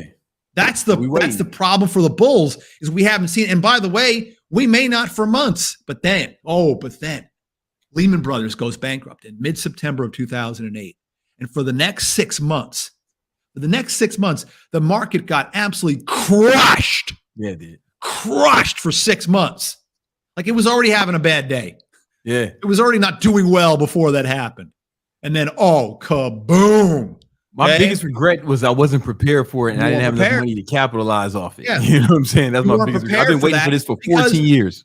Yeah, but you're working 3 jobs, you're hustling around, you're building it up. You weren't prepared for that because if you were, you're taking $2 million. And by the way, that's not even everything. You just got to take $2 million and in a year that's turning into 40 or 50. And you're like, okay, thanks very much. I mean, that's what I mean.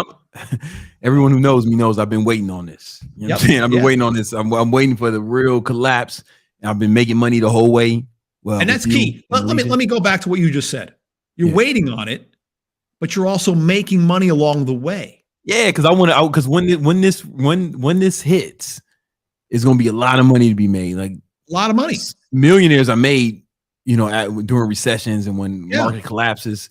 And a lot of money is going to be made. Okay. Yeah. A lot of money is going to be made. But again, while you're waiting, it's not like you just have to sit there and hide out in your basement like some type of a survivalist.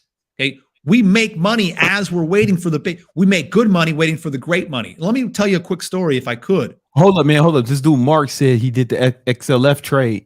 He must be a Legion member. And he said he made his rent money for the month off that trade. Oh, I love it. Come on, man. Love it. Come on, man. You're doing God's work. He's one of our centurions, and he is marching to victory right alongside me. Where our shields are locked up together, and we're plowing the enemy to dirt.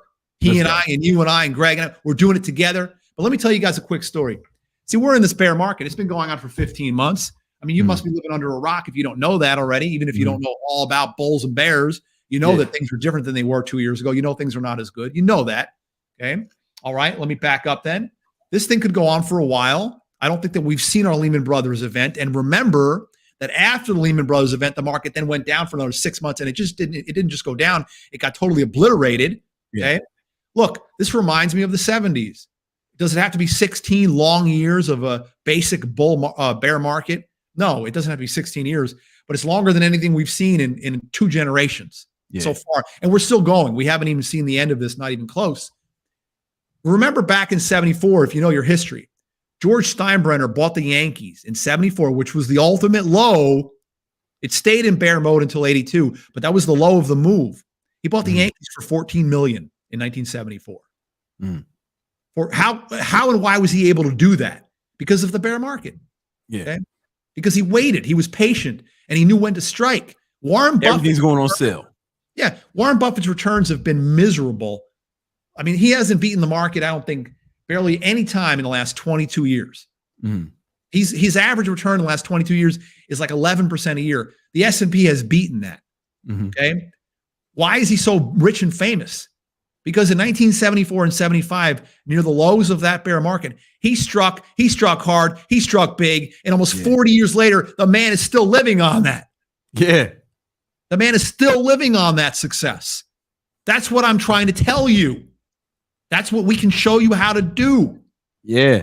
And we're going to show you, man, we're going to help you get enough money to actually deploy against this, and also show you how to do it. Because Romulus helped me make a lot of money the last bull market, and we made money shorting in the bear market. We've done well.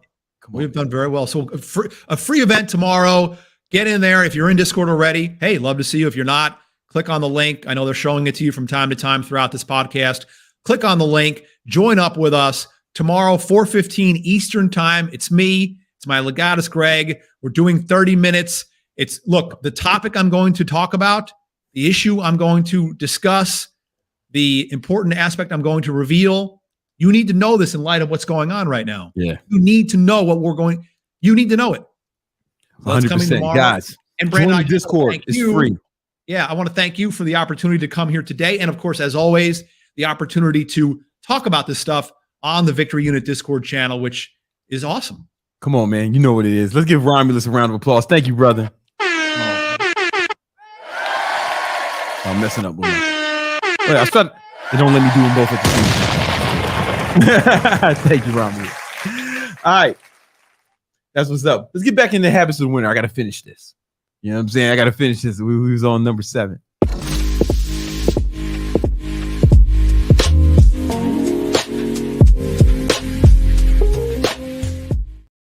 The 8th thing that's ruining your life and keeping you average is being negative.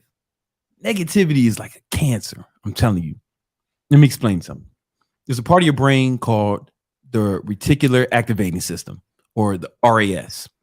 And it's a real part of your brain. It's a part of your brainstem. And what its job is to bring things to your attention that you deem important. Let me explain. Everyone's had this experience. You or someone you know gets a new car.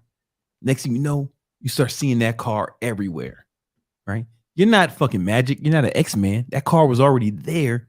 You just didn't notice it because it wasn't important to you, right? Until you or your friend got it. And then next thing you know, it was, and then next thing you know, you started seeing it every day, but it was there the whole time. It's kind of like if you're in a crowded place and there's a lot of activity and a lot of noise, but someone yells your name, they can be yelling a bunch of stuff. But if they yell your name, you're going to hear that, right? Because it's your reticular activating system will pick that up.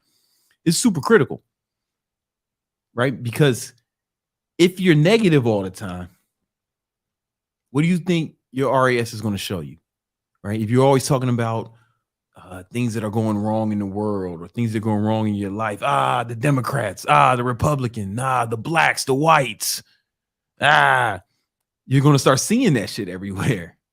You know, you're going to start seeing that.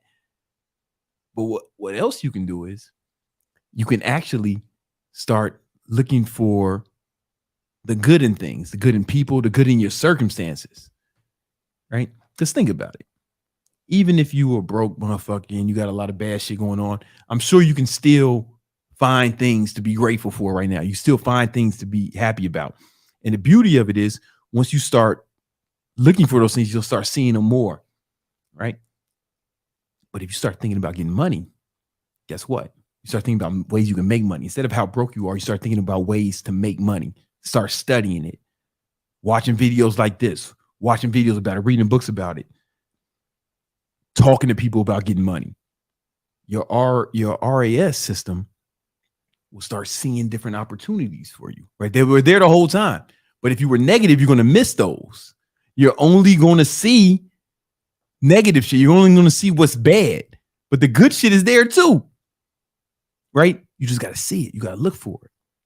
You know what I'm saying? You really got to look for it. You could do this with anything. You do this with with money. That's the main reason I do it. If you come into my house, I mean, that's not going to happen, right? You can't get past security, and then it's like it's private elevator. Well, let's say you need the key thing to get in, but let's say you did, right? Let's say you were delivering the Uber Eats or some shit. That's probably that could happen. Or you deliver the Uber Eats. As soon as you walk in, as soon as you come out the private elevator, before you even get to the actual home, come out the private elevator, you're gonna see a big money sign rug, a big money rug, and you're gonna see a bench with 2 pillows, money pillows on it. You'll take some like shots of this for the video. You're gonna see that as soon as you come in, and then when you walk in, you're gonna see another money rug. And then you go in my office, you're going to see several money rugs and money art and shit, because I'm trying to program my RAS system to find more opportunities for me to get money. Right? That's what I'm serious about. I'm serious about success. Right? So I think about success. I don't even listen to music where motherfuckers are sad. I don't want to start seeing that shit in my life. You know what I'm saying? All I listen to is music about guys getting money, killing people for money. Gangster rap, 90s gangster rap. I can't listen to a lot of the new stuff because the new kids are rapping about like doing the drugs. It doesn't fucking resonate with me. You know what I'm saying? I don't want to sip lean, pop a perk. I don't pop Molly. I wear Tom Ford. You know what I'm saying? But you know, it's even down to the music you listen to, everything you consume. Nothing negative around me. And this thing, I don't let other people talk negative around me about themselves. If somebody around me says some shit, like, I don't know, if they say something that they don't want to be true, I stop them immediately and say, don't say stuff about yourself you don't want to be true. Like if somebody says, oh man, I'm just not really good at this thing, I'm like, don't say stuff about yourself you don't want to be true. And let me show you why. So there was a guy, his name was Bill Buckner. I probably gave this example multiple times. Let me pull it up. Oh shit, I thought I had it. Give me. No, you had it actually. I saw it. You saw it? Yeah. You had it open. You saw Bill? Yeah. The PowerPoint slide. This one? It's not this one. No. Where is it? Where's Bill? It was on your Chrome, one of the tabs. It was on Chrome? Hold Yeah. up. All right, you know what? Hold on. I know where it is. Excuse me. This is going to blow your mind. I probably used this example in another video before. Don't worry about it. It's just one of my favorite it's ones. right there. The second one. Where? Oh, I see it. It's cool. I want it open in Safari though. Okay.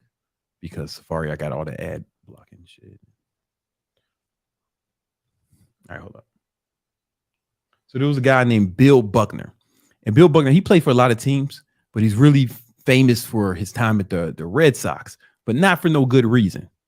So Bill Buckner was like a really good player, Golden Glove winner. He was a G. However, hold up, how do I?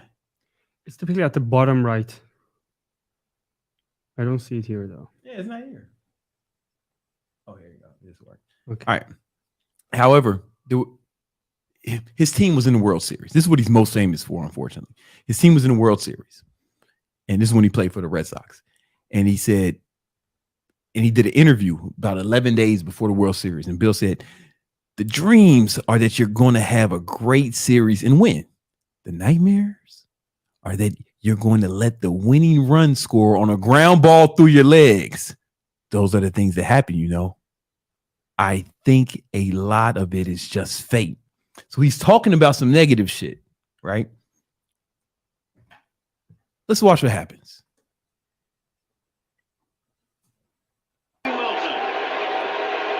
This is the winning run of the game. Oh, he hits it. Where's it go? Bill Buckner right through his fucking legs.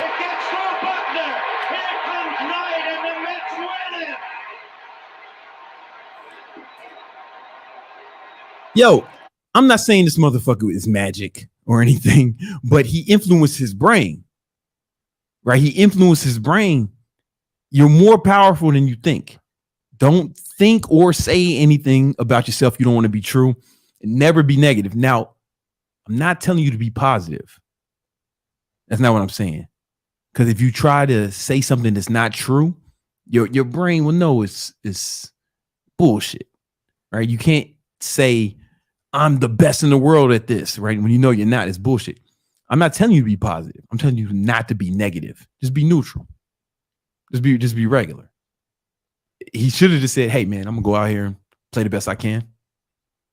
And, you know, may the best team win, right? That's neutral. Just totally neutral. If you can't be positive, just don't be negative, right? Because negativity is a cancer, I'm telling you, right? Which also, speaking of cancer, it brings us to number 9.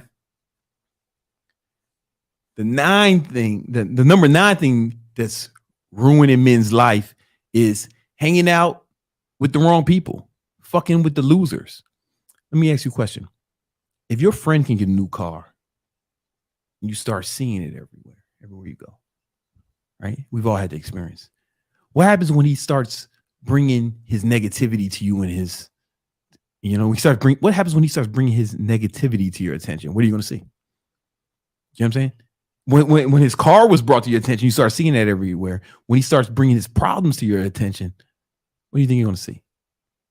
You know what I'm saying? If he's complaining, woe is me, crying and shit,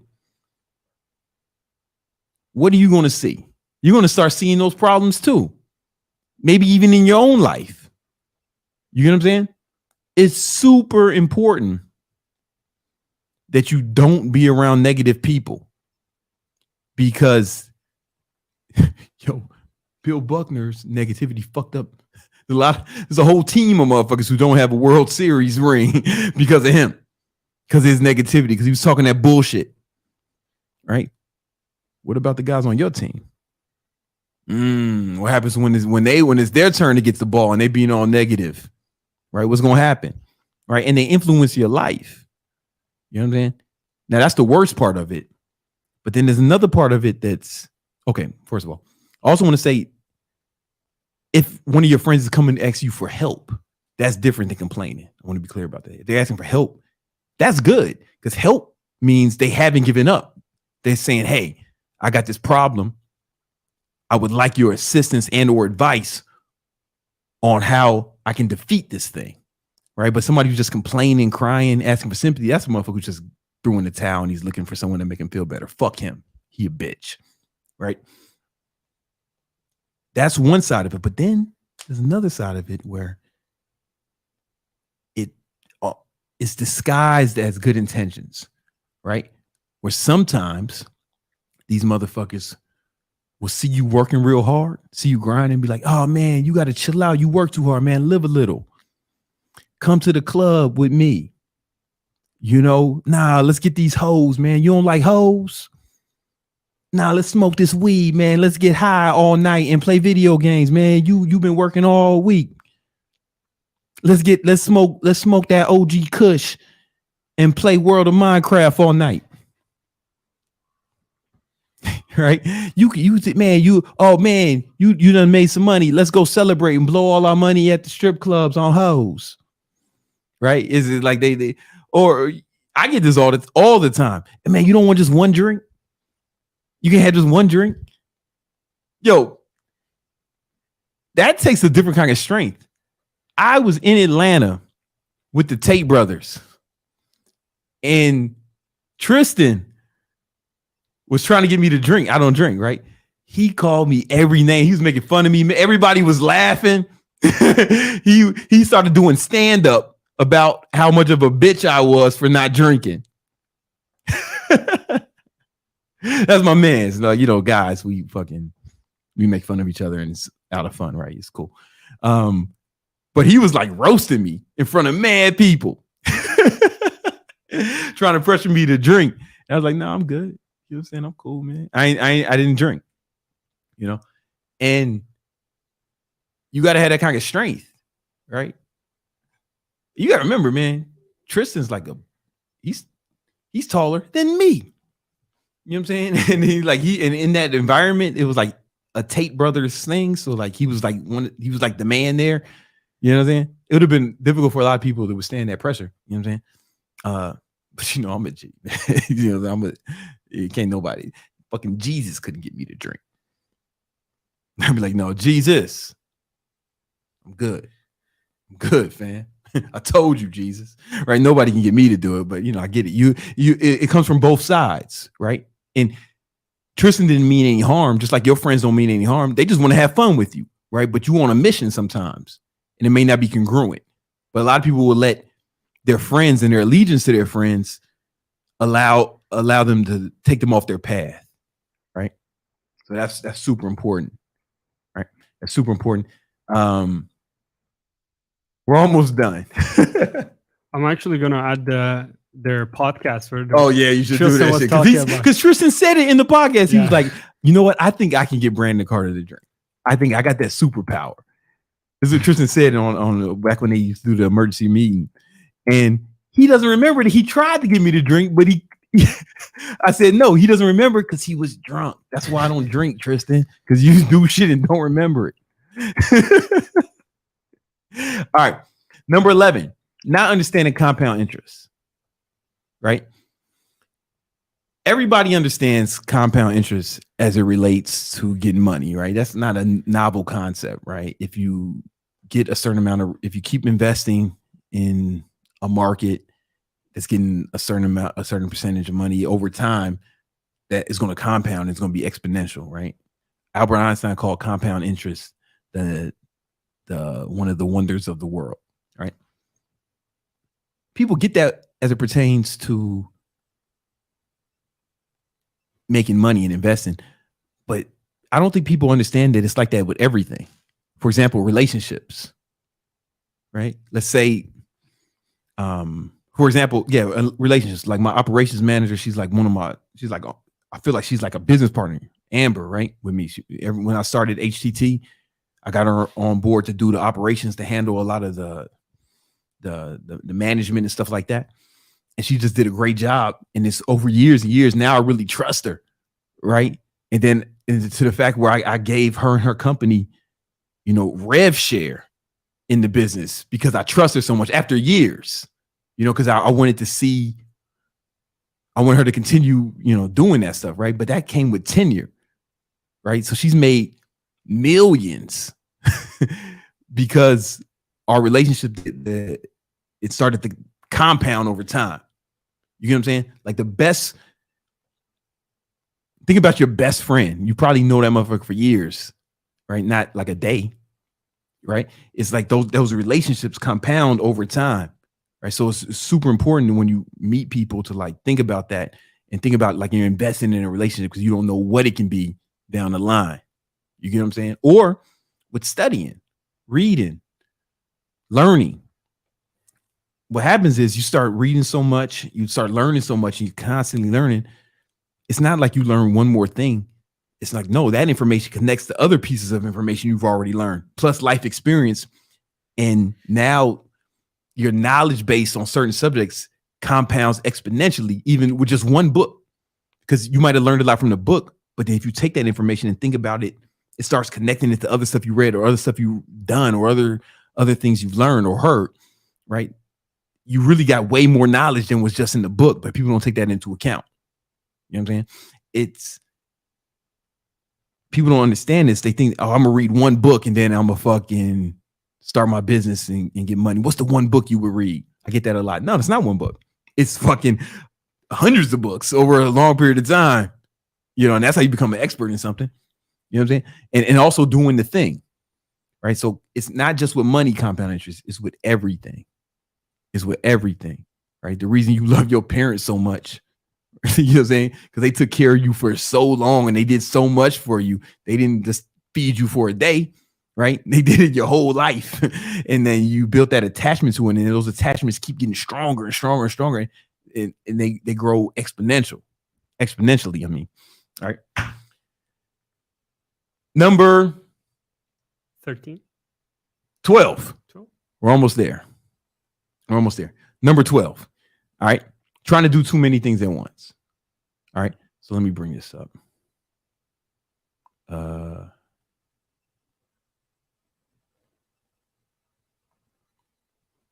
So you see, you all have heard this shit, you know, entrepreneurs have like multiple streams of income, right? They have like 7 streams of income. Don't be a fucking dummy and try to start all of them at once.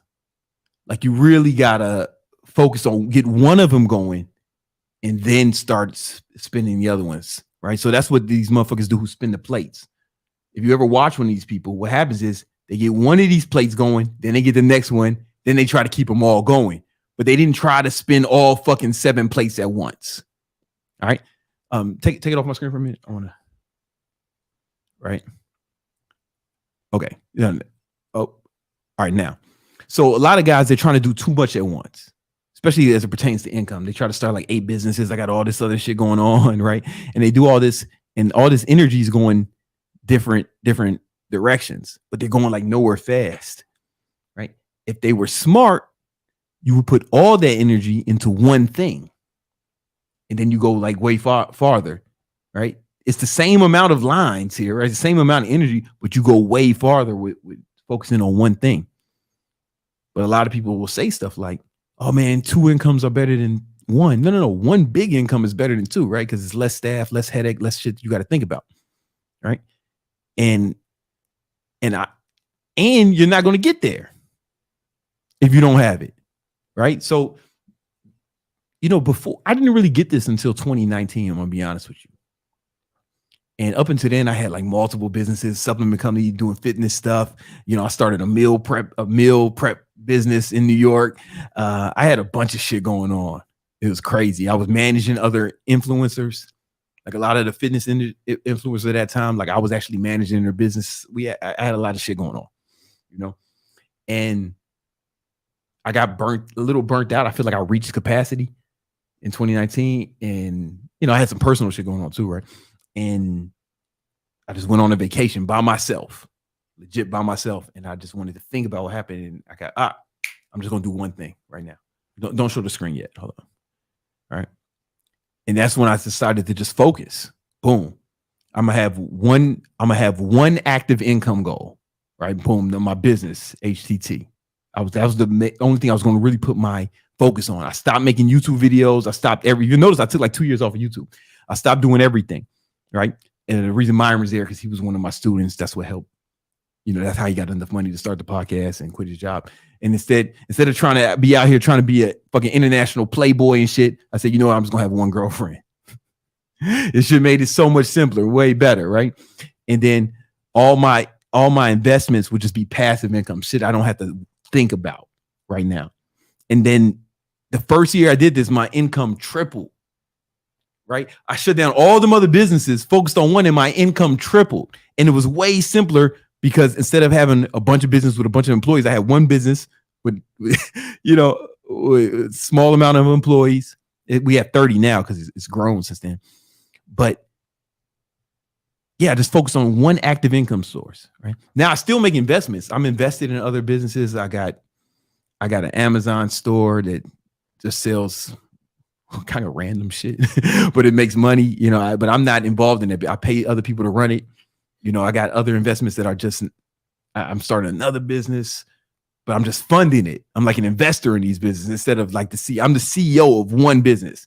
When I was able to do that, I also promoted Amber, who I was talking about earlier, right? When I gave her like rev shares, like she runs most of the active income source. So now I was able to come back to YouTube and start making all these fire ass videos and shit for you. You know what I'm saying? But I had to just focus on one thing for a certain amount of time, and everything changed. Everything blew up from that point, you know?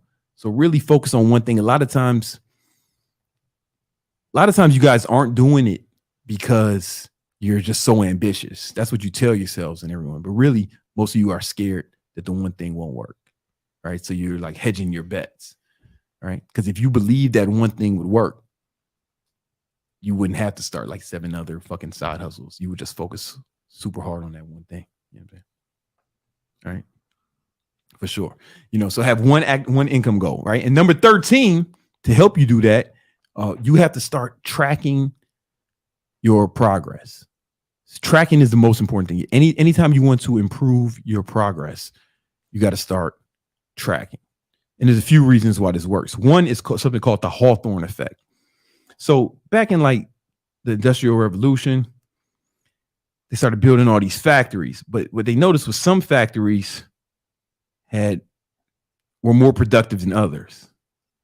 This is a factory I'm drawing. And they were trying to figure out why some of these factories were more productive than others. So they had these scientist motherfuckers. One of them name was Hawthorne.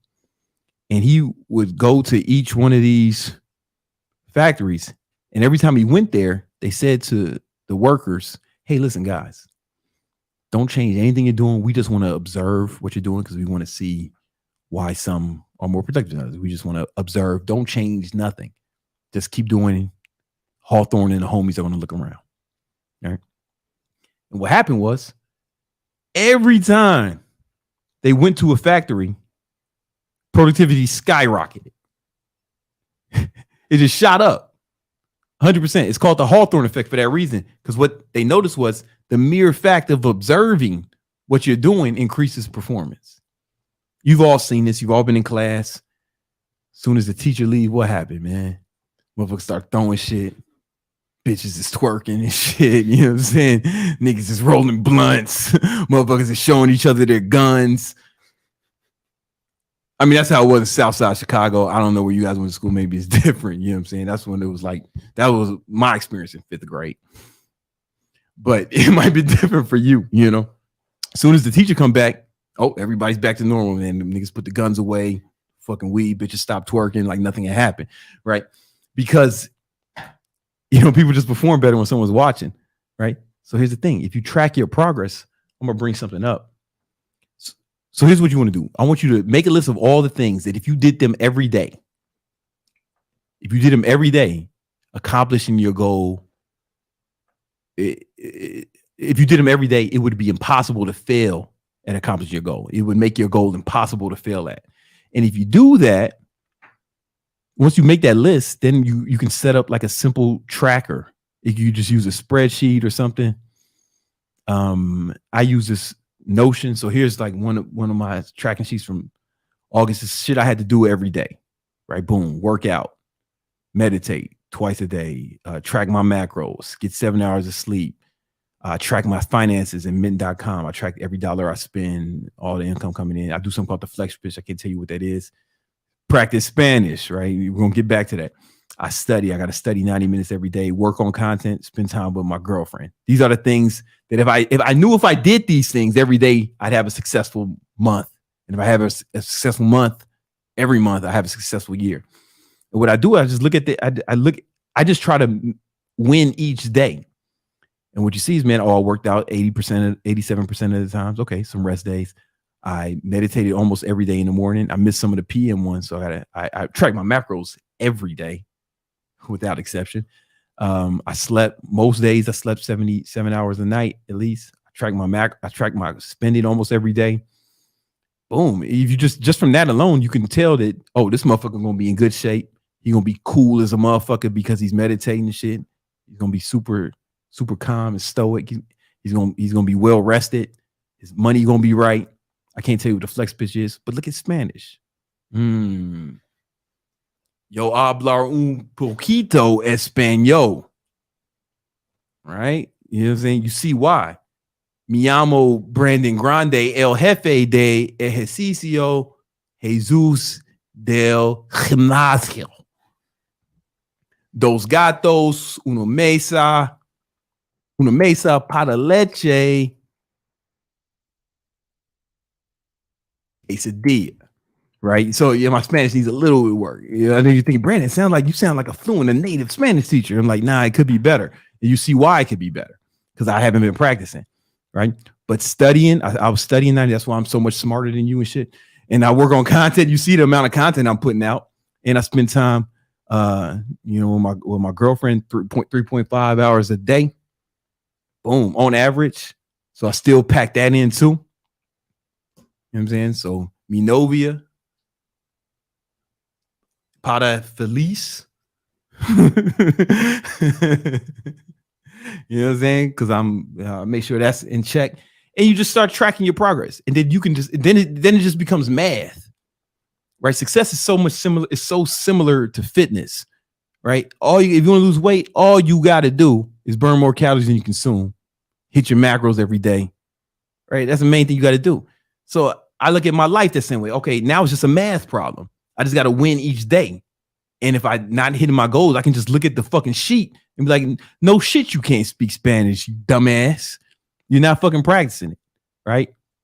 But if I look at some of the other shit, I'm winning some of the other fucking, but I'm definitely, I'm definitely going to make gains this month, right? Right. So you got to track your progress because you can see why you're doing that, but also it keeps you accountable. You start imposing the Hawthorne effect on yourself. Anything you want to improve, all you got to do is start tracking it. I promise you.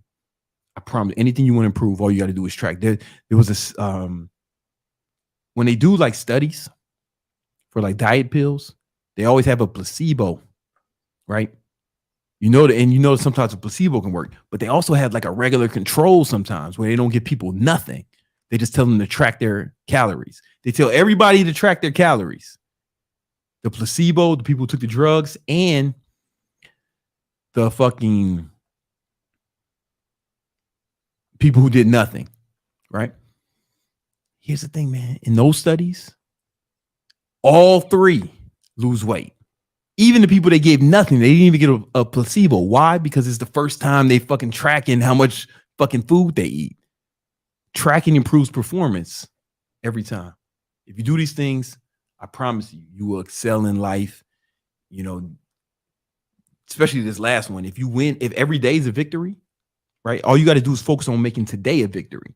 You do that every day, the week's a victory. You do every week's a victory, the month's a victory. Every month's a victory, the year's a victory. Every year's a victory. Your life is victorious. Come on, man. That's what we're here for. All right. Brandon, shit. It was late. Brandon, we're asking what app you use. I use Notion, but you can honestly just use a simple spreadsheet. Yeah, it's Notion, guys. Notion. Yeah, I think they've been asking about this. I'm gonna make a template, something like this, and put it in the Victory Unit Discord. And Notion is free. I know we got some super chats, huh? No? Yes? No? Yes. Oh, okay. What we got, man? With this? Fuck, I went too hard today, man. I was trying to get a good. I went too hard. I had a bunch of shit I want to say. All right, go ahead. What we got? We got Nino.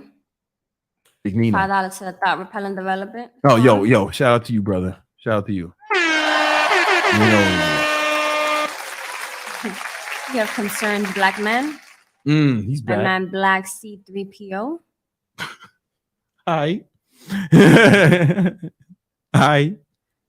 You have Omar. King Keto took my game next level with the list of hate. Come on now. That's that shit.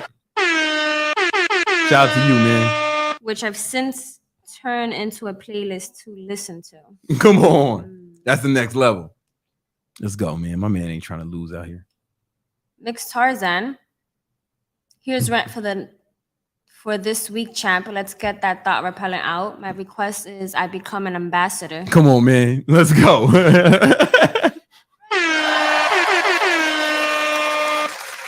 You got to repel these thoughts, man. They're not going to stop on their own. Put in the damn work, educate yourself, make it a priority in your life. Come on, let's go. I'm going to assume Eric sent 10 without the message. Yo, man, just fucking dropping money. 10.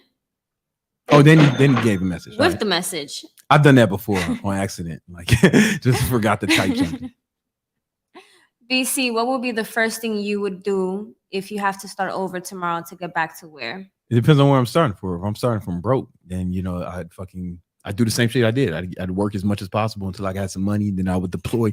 Then I would use that money to get more money. Like the exact same playbook.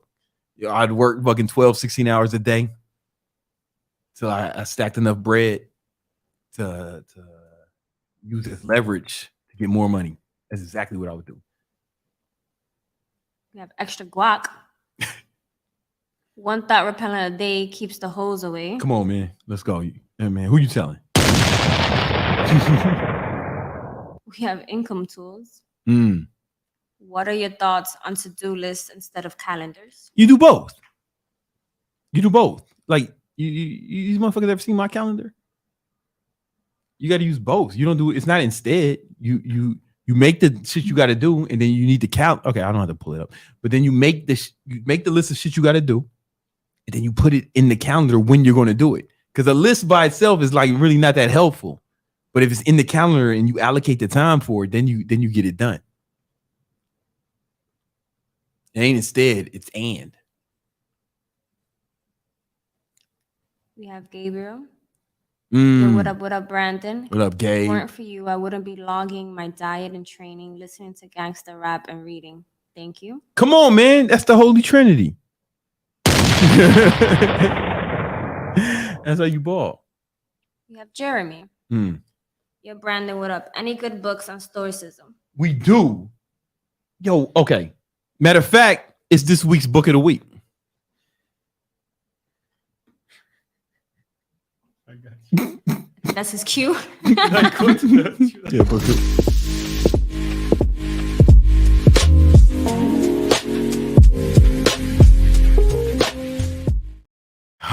All right. This week's book of the week. One of the best books I've read this year was Ryan Holiday's latest book, Discipline is Destiny. Discipline is Destiny.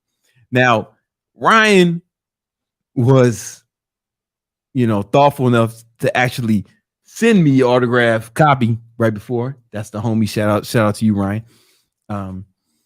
That's my guy. You know what I'm saying? I'm a big Ryan Holiday. I'm a big Ryan Holiday fan.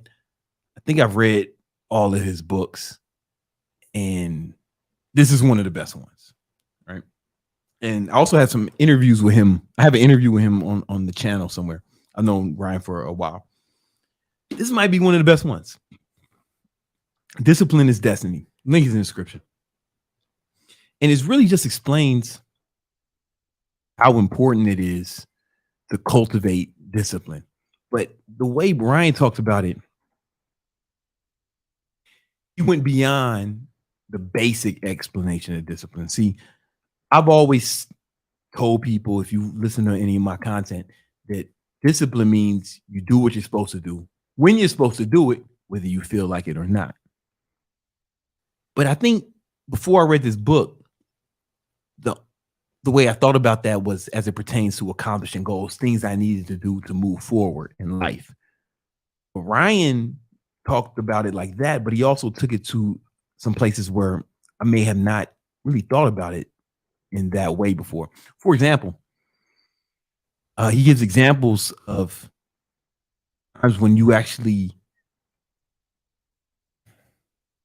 examples of times where it may be more beneficial to restrain yourself as opposed to like lash out, even when you're being attacked. He gave some examples of guys in the civil rights movement who had to like take the punishment, right, in order to actually proceed and make things better for the further generations like me, as opposed to just fighting, as opposed to physically fighting back. Or how example, the way Gandhi protested without military might, right? It was like the peaceful protest, but that actually takes more discipline than just fighting, right? Especially as a man, like you want to fight and just fuck people up. Lord knows I do all the time, right? But it takes discipline to restrain yourself from it, right? And Ryan just gives example after example after example of historical figures who implemented different forms of discipline and the way it benefited them and the way it can benefit you, right? And the reason I like this book so much because discipline is a topic that's really near and dear to my heart.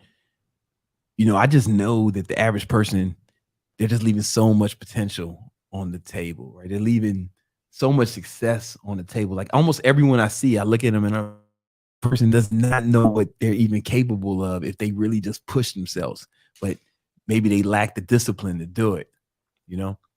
And the beauty of it is discipline can be cultivated, right? It's like a muscle. It may be weak now, but if you keep flexing that muscle, keep flexing it, it's going to keep getting stronger. It's going to keep getting stronger, and you'll be able to exert more discipline in your life, right? And you're going to need it. You're going to need it because you're going to encounter a lot of challenges in life. You know, a lot of things are going to go wrong. You're going to experience a bunch of tragedies before you die, you know, and then you're going to die. But during that time, can you navigate through those without panicking, without acting crazy, without lashing out like a child? Or can you toughen up and work hard to work your way out of these situations? Because they're definitely coming. Or do you have enough discipline to prepare for them? So when they do come, you can take the hit and not have to suffer, right? Because a lot of us you may have heard the old saying, the more you sweat during peace, the less you bleed during war, right? What does that mean? Well, you're going to take hits. You're going to get hit in life. A lot of stuff's going to come at you, right? But, you know, a hit doesn't have to turn into a tragedy, right? A hit doesn't have to knock you down and knock you out if you prepared for it, right? So if you were somebody who saved a lot of money during the good economic times, or stacked a lot of money, or made a lot of good investments, really secured yourself financially, when the recession comes, every fucking 7 to 10 years, you'll be prepared for it. You can take that hit and come out of it victorious, where other people are going to like go bankrupt, lose their jobs. Suicide rates go up during recession.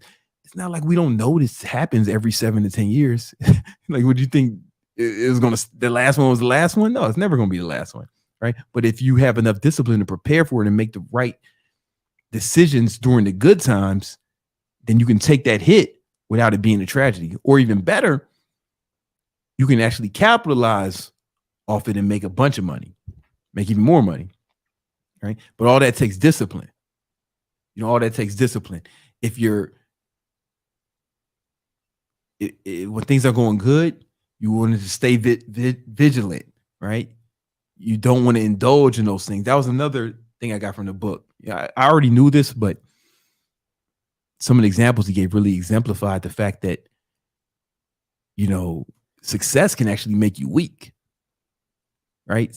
The more you succeed, what people have a tendency to do is to start indulging in the fruits of their labor, right? Oh, I deserve this. I worked so hard, now I deserve it. And they take their foot off the gas and they expect things to go good forever. But that's not life. That's not how it works. It's always going to be a fucking problem, right? But if you would have kept fucking grinding during the good times, actually made as much money as possible, or got as much success as you could during the good times, when the bad times hit, you'd be strong enough to just take it and it wouldn't be a big deal. These are just some of the concepts I got from this book. It's going to be difficult for me to sum up a whole book in this short amount of time. I highly suggest you read it. And honestly, Ryan's a friend, and he sent me a copy of it. And I didn't even read this copy. I read I read it on Kindle because I didn't want to fuck up the autograph version of it, you know, because it's near and dear to my heart. But I highly suggest you read it. I think you'll look at discipline a different way, and you'll find some different ways to implement in your life to help you become more successful. All right. I just want to end it on one thing. All right. And this is real important. You know, we don't do this every year one at a time. Right? There's a lot of ballers in the world, you know, and we used to have this. We had this segment where we talked about who's balling the most each week, and I've been neglecting to do it.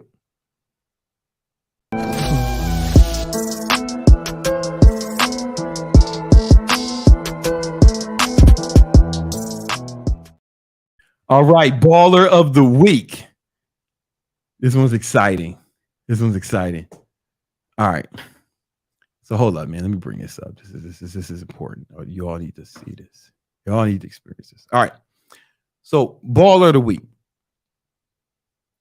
Y'all know Michael B. Jordan, right? He got dumped by his ex-girlfriend, Lori Harvey, right? All because, you know, he wanted to settle down and marry her. That's all he wanted. And she said, and she dumped him. I get it. You know, a handsome, fit, multi-millionaire A-list actor is not good enough for Lori, right? She didn't want to settle. She didn't want to settle for a young millionaire A-list actor, right? She had her eyes on bigger things, right? So a lot of guys, they get depressed when their girls break up with them, right? They get all sad, start moping around. I seen guys like fall off. Not Michael. What Michael do? He came out with Creed 3. He starred and directed in it like a G. I saw this over the weekend and it was dope. It was dope. Me and my girl, when it saw this shit was hard, man. And here's the thing though, man. Boom. Right. What did it say? All right, Creed 3 has passed box office expectations on its opening weekend to earn $58.7 million just in North America. You know what I'm saying? And another $41.8 million internationally, making it not only the biggest opening for a film in the Creed trilogy, but apparently the biggest domestic opening for a sports movie ever. That's how you handle a breakup. That's what you do, guys. Girl break up with you, right? You don't get mad at her. You can get mad. You take that anger and funnel it into success. So my man went out, got in the best shape of his life, said, I'm gonna direct the movie and star in it like a G. Then it comes out and it's breaking records. Listen, guys, self-improvement is undefeated. This is what I be telling you guys. If you really want to succeed, you got to have a list of hate. I'm not saying he hates Lori. But what you want to do, I really recommend you make a list of everybody who's done you wrong, everything they did bad to you. Look at that list every morning. That's how I start my day, with anger. and that fury, that fury and that rage is the fuel I need to attack my goals every day. How can I relax, procrastinate when there's a whole list of motherfuckers who I could actually punish with my success? Because it's the only way you can really get revenge. This ain't the 90s. You can't shoot people anymore. You can't even fuck people up. They start suing you and shit. So the only viable option is self-improvement, right? Because the haters want you to fail, right? She dumped him. Let me tell you why she dumped him. The real reason. Everybody, every human, every decision they make is because they believed that it was in their best interest, right? She believed, well, people are always going to make a decision that's in their best interest, right? So she believed that her best course of action was to leave him. Maybe she thought he fell off or she could do better. How you going to do better than a nigga who just broke a movie record? Starring and directing it. That's how you got to do this shit. You got to let them know that they made the wrong decision. You got to have them motherfuckers regretting that shit. I look back at my list of hate and I can't believe, there's no way I can imagine that these people look back at their actions and think, man, that was the best thing I could have did for my future, was crossing Brandon and pissing him off or fucking with him or shitting on him. No, that was the best thing I could have did for my advancement in life. There's no way. There's no way they can think that, right? Because they aligned with me, we'd be out balling and shit.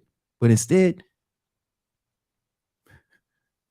well, you know what I'm saying? Let's just say I appreciate them doing that shit because sometimes I need that fuel. Sometimes you need that something a little extra. Now, some fucking dickhead is going to type, oh, you should do it for yourself, not to prove other people wrong. Shut up, dork. Do it for myself too. But I'm talking about getting that extra fuel, right? I'm talking about pushing it to the next level. Here's the thing, humans, it's been proven. Many studies, the most famous one was done by Daniel Kahneman, where people will do way more not to lose than they will to win. People will always do more to avoid loss and avoid pain than they will to actually get something. So I think about how happy the haters would be if they saw me fall off, if they saw me get fat, if they saw me go broke, if they saw that I wasn't doing better each and every year the way I have. And that shit is terrifying. That's super terrifying, right? And that would be a L for me. And people will always do more to avoid loss than they will to achieve something. 100% of the time, always. I don't care what you fucking sissies say. There's studies that show this. So we take the bad thing that happened to us, the heartbreak, the pain, the agony. We use it as fuel to accomplish our goals. There's nothing bad about that. In fact, we took a negative emotion and used it for good. Right? The same way a soldier takes the AK and uses it to spread freedom all over the world. to pump rounds of freedom in an enemy, right? You're using the negativity and transmuting it into a positive outcome. I'm telling you, man, because energy can never go away. You can't destroy energy. You can only transmute it. You know what I'm saying? And this is the most powerful way, right? And it's the most powerful. If you're struggling in life, if you need to get some motivation, how do I get motivation? List the hate. How do I stop procrastinating? List the hate. Man, how do I stay focused? List of hate. How you gonna sit around jacking off and playing video games if you got a list of people who are happy about you doing that? They would love if you skip gym day. Nothing the haters want more than you to just sit around playing video games instead of going after your goals. Right? The haters would love for you to eat that cake and ice cream and get fat. The bitch who dumped you, the bitch that dumped you and cheated on you, nothing would make her happier than if she looked at your Instagram and you fat now. She's like, whoo, I made the wrong decision. As soon as I left him, he got all fat. Ugh. But what happens when she sees you in the best shape of your life, looking like Brandon Carter and shit? I mean, okay, let's set attainable goals. Looking like a small version of Brandon Carter. She was like, fuck, I made a mistake. You know what I'm saying? When she sees you out here accomplishing shit out in the open, she gonna feel like shit, and that's what we want. That should excite you. And you gotta understand, she'll feel happy, man. She'll be, here's the thing. If they hated on you and you don't accomplish your goals, they wasn't hating, they was right. If they said you couldn't do it and you don't do it, that's not hate. That was an accurate assessment of your situation. They should be applauded, but the onus is on you. Are you proving them right or are you proving them wrong? Shout out to my man, Michael B. Jordan. for proving the haters wrong, making a solid film. That shit had me wanting to go work out. When the motherfucker was pulling the fucking plane, there's a part he was pulling a plane when he was training. I was like, shit, I need to go. I'm about to go lift some weights right now. Shout out to you, Michael B. Jordan. All right. Showing us how the list of hate works. All right. Time to get up out of here. Nima got to go. I'm going to hit the gym. Yeah, you got to hit the gym now. You got a list of hate. Yeah. 300 calories before sleep. Do I need to get any super chats out the way, or are we good? I mean, it depends. You have a handful here. Let's run through them if we can. Let's run through them super quick. Super Let's chat. see. We have Alfredo. He makes some Do you good still wake pasta. up at 4:30 a.m.? If so, can you give some tips? And if not, what does your schedule look like now? I wake up 7 hours after I go to sleep, right? So I just try to go. If I go to sleep at 9:30, I'll be up at 4. If I go to sleep, you know what I'm saying? 7 hours after I go to sleep is when I wake up, you know. But I don't stay up late at all. If I stayed up late, I'm fucking up. You know what I'm saying? If I'm up past 10, I'm fucking up. What else? Just invest today. Yeah. Do you need a big following to sell digital products? If not, how would you go about it? If you don't have a big following and you have to pay, there's 3 forms of leverage, right? There's money, there's like elite skills, and then there's media, right? So if you don't have a big following, which is media, you have to use money, right? And what you have to learn how to run Facebook, Instagram, and Google ads, and that's to be your best bet. If you don't have money, then you got to get to work and get some money, man. We have income tools back. What's up, Brandon? Been a lot of help to me recently. I believe that. What are your thoughts on inbound versus outbound marketing? Inbound is it gives you more leverage, right? But if you ain't got inbound, you go outbound, right? Like that's what I'm saying. Like you the only reason you shouldn't be doing outbound is if you got so much inbound that you don't have capacity to take on more leads. But if there's capacity, you need to go after it, go get that money. You know what I'm saying? Don't just wait for it to come to you. Just invest today back. I'm going to outwork you. That's cool. You probably need to, man. You know what I'm saying? You probably need to, man. You know what I'm saying? If you want to, you behind, brother. Let's go. I hope so. I hope so, man. That'd be fantastic. We got J Love. Just got $1 million worth of game. Thanks, Brandon. You're welcome. I believe you. You're welcome. A lot of truth in that statement. Income tools, dropping an undisclosed amount of money. Oh, that's Philippine. That's like $5. That could be. He did it again. I don't know if that was $1 billion or like 30 cents. I don't know what that was, but that's what's up. Shout out to him. He did it twice though. Yeah, no, yo, man. Shit. Let's go. We have Freedom Fund money. Yeah. Hey, Brandon. Please help keep these thoughts off me. Thoughts repellent scientific research and development fund. Yeah. Stoicism saves lives. Saves lives. I want to talk more about stoicism on this, but I think I'm gonna do that next week because that's a big part of who I am. Like, babe, what happens when something really good happens? How do I react? Let them know. You don't.